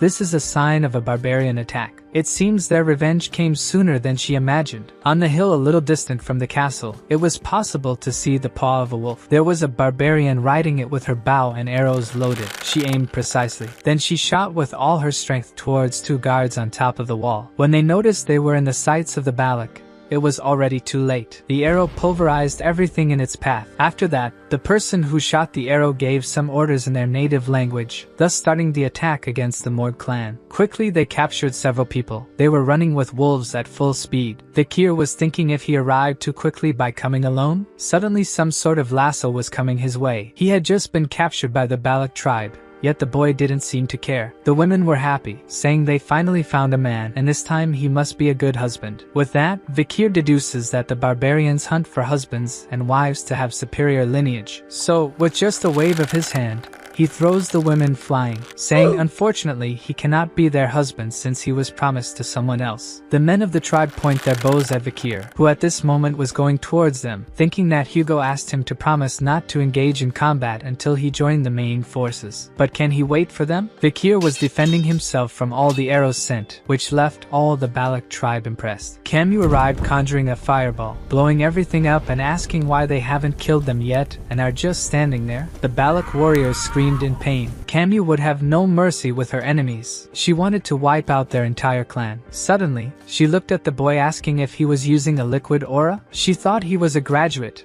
and therefore the only man who would have her recognition. But in his defense, he says the patriarch ordered him to only fight in the presence of the main forces. Of course, this order does not apply to her, so, unleashing a sea of flames, she says she will take care of everything alone. Vikir noticed her power had really grown stronger since she's using a quadruple channeling. Camus was furious, saying she would avenge her little sister, but suddenly one of the warriors blew a dart towards her, hitting her neck perfectly. The man was mounted on a white wolf. Quickly she fell to the ground unable to move, and this was probably due to paralysis poison. Got him! Got him!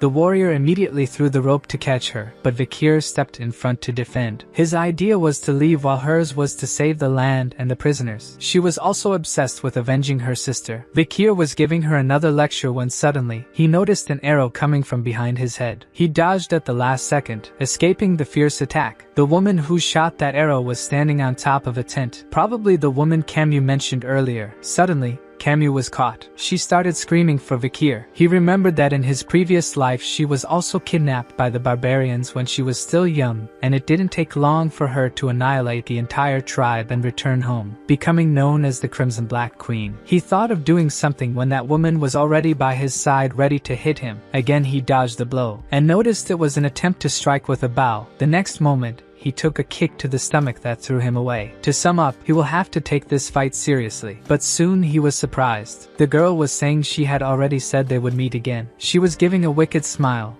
Vikir finally noticed who this girl was. She was the same one he saved at the slave auction. This already made him say she is repaying good with evil, but she just says this is revenge and she doesn't care about him. Then, mounting her wolf, she says if he really wants his girl back, he must follow them. Vikir was thinking if he should reveal his power when someone started shouting for Camus. This was Adolf Morg, who came running after hearing about the ambush. Quickly he conjured an earth spell ordering them to release his niece, but the wolves were running and dodging the magic very easily. They quickly took distance from the area. This left the man even more furious. At this moment, one of the vassals reported they fled to the unexplored area of Mount Rouge. Adolf knows very well that this unexplored area is a dangerous place they still don't fully know, and it will be impossible to follow them at night. But someone behind them says they can still follow them. This was Vikir saying he already entered the unexplored area when he was young, but of course, this was related to his past life. Astonished, Adolf asks if what he's saying is true. One of the vassals says it's suicide to go to Mount Rouge at night, which makes Adolf say whoever wants to give up can do so. He doesn't intend to make it a problem for everyone. In his mind, he thought he knew this child was different, and that now he could only trust his words. So he pleads to please save his niece. When night fell, we were in Baskerville territory, in the dense forest of Mount Le Rouge et Le Noir. In this place there are mosquitoes that suck bones, thorny vines that contain deadly poison, spiders that move silently, and other dangerous things. A normal person wouldn't last an hour in this place, and that's why it was called the soul-devouring forest. But of course, This does not apply to a certain someone. Adolf was asking the leader of the knights if all the young people of the Baskerville clan are like this boy, but the leader says absolutely not. The young master is special even among the special people of the clan. He walked through the insects as if they were nothing. Everyone thought his fencing skills were amazing, in addition to his stealthy movement and perfect sense of direction. Suddenly he stops and asks everyone to wait. It seems the Balak tribe didn't go very far. He explains that hunters spread dry leaves to hear their enemies approaching, and they must be careful from here. So Adolf casts a silence spell on Vikir, saying this spell will prevent him from making noise while walking. He also warns that from now on he will be alone, and that he will never forget this favor his nephew is doing him. He's already considering the boy his nephew. Yeah, boy.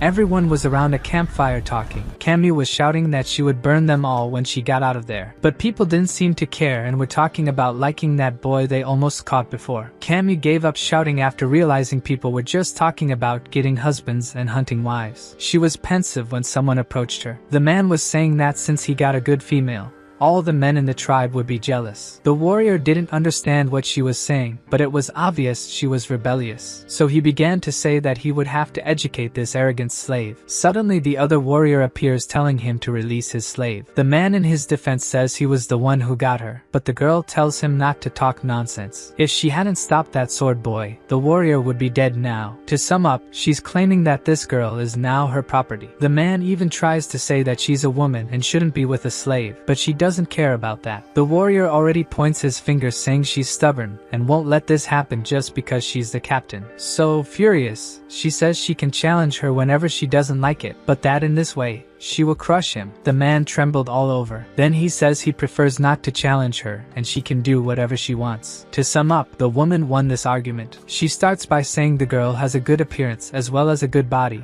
She must have an excellent lineage and is probably the next morgue leader, but steps on her shoulders saying that she was also captured and sold as a slave by the morgues before. She says that at least she received kindness and managed to escape her fate as a slave. However, such kindness will not be repaid to her. From now on, she will spend time slowly engraving this into her bones and tame even the girl's soul, until her life is only about licking her fingers with her tongue. But at this moment an explosion occurs behind the girl. She turns around worried and without understanding. Soon the guards say they are under attack. There was a mage setting fire to the entire place. Camillus recognized whose voice it was. This was her uncle calling for his niece, thirsty for revenge. At this moment the battle had already begun, but there was something very strange that Vikir noticed. The Balak hunters, who usually had well-coordinated attacks, now were all confused and directionless. Some were even calling the morgues crazy, saying they were causing chaos in the middle of the night. Adolf, realizing they were fleeing,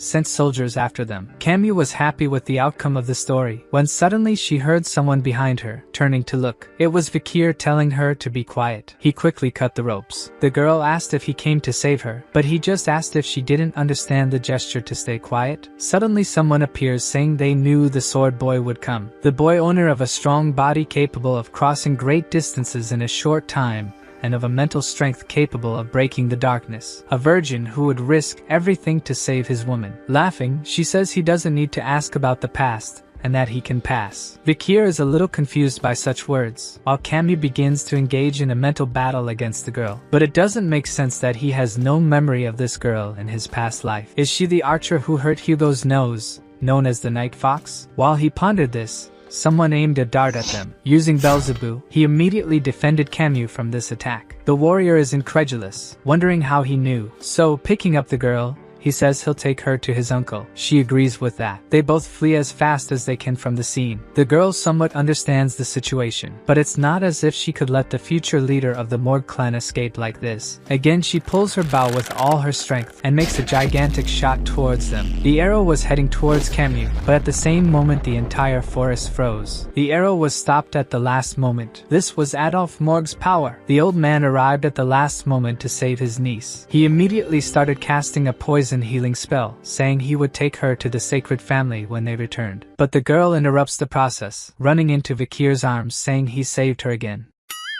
The old man stands there saying he worked hard too, but the girl reprimands him saying she'll tell everything to her mother. At this moment a rope was passing over Vikir's head. That archer was trying to catch him saying they don't have any more time and they must go now. But she realized the boy wasn't being pulled and even asked what kind of monstrous force he has. Vikir easily frees himself from the ropes and asks why they're so impatient. When suddenly we're shown in abyssal form.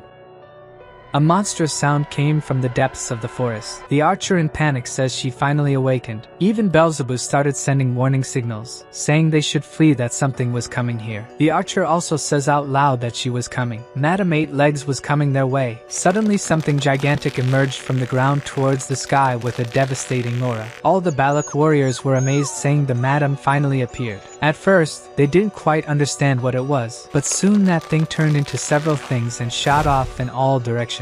Adolf Morg says this can't be true. How could a monster like that be hidden here? Vikir was also terrified, saying if his memories are correct, that thing that appeared in front of them now was an S-rank calamity, the eight-legged madam, a devastating monster capable of exterminating an entire continent. Camu was about to scream when Vikir interrupted her, saying that thing there, even if it doesn't see, has very sensitive hearing and skin. Vikir says there were many incidents on Mount Rouge at that time, and a local resident told him that there was a creature that was a kind of legend in the region, and they named her Madame Eight Legs. After many revisions, the Empire's monster catalog began to include this eight-legged madam. She had an S-level danger. She was an extinction-level monster, a monster capable of destroying an entire country alone. At this moment she was throwing acid at them. The Balak warrior was screaming because some poison had fallen on his hair. Soon his hair was cut. The archer was furious, saying he was making too much noise in front of the madam. Because of this noise, the monster was looking at them at that moment. She quickly orders everyone to retreat. On the Morg side it is also ordered to retreat. The Balak fled,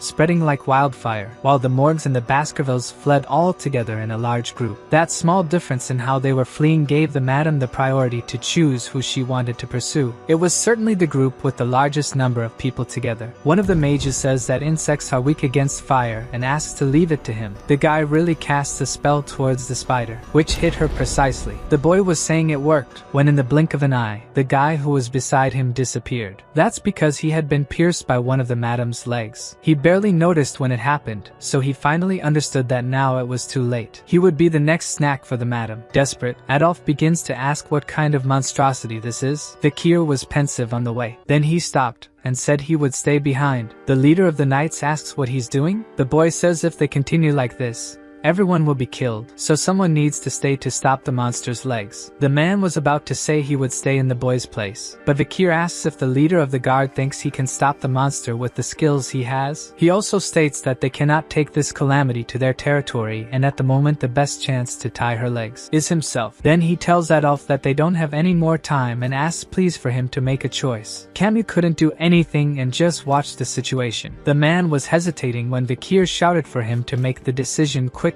Then the old man ran out saying he wouldn't let the boy's sacrifice be in vain. Meanwhile Camus was shouting for him not to stay behind. He was about to draw his sword, but quickly changed his mind as that would be just a facade, and this weapon would have no effect against it. In short, Vikir thinks this is a perfect opportunity for him. If he can fake his death and escape Hugo's gaze, he can gain time and learn the 10 techniques. So when he has skills enough to not be pressured by the patriarch, or at least to be able to completely hide his abilities, he will return to the family. Drawing Beelzebub in its full form out, he understands that if he doesn't give his all, he will be killed today by the S-rank calamity in front of him. He has crossed the river Styx and also possesses the advanced fencing of the Baskervilles, in addition to wielding the demonic sword Beelzebub. He intends to attack with everything he has, so he dashed at full speed towards the monster, jumping as high as he could. We were higher than Madame herself at this moment. She noticed a possible threat in front of her. Vikir loaded his strike, putting all his aura into it, to the point of breaking the air around him. He then unleashed the 5th Baskerville Fawn against the monster. The blow was so immense and catastrophic that a light emerged in the middle of the forest. It shone brightly and then exploded. It was possible to hear it for miles around. Camus couldn't believe what she was seeing. The girl was crying for her beloved. This was the day that would be remembered in history. The day a boy who hadn't even become an adult yet became a hero. This story is sensational. I can't wait to do the next part. Thank you for watching. Don't forget to subscribe to the channel so you don't miss out on upcoming videos. Leave a like if you enjoyed it and share with your friends. See you in the next video. Bye for now.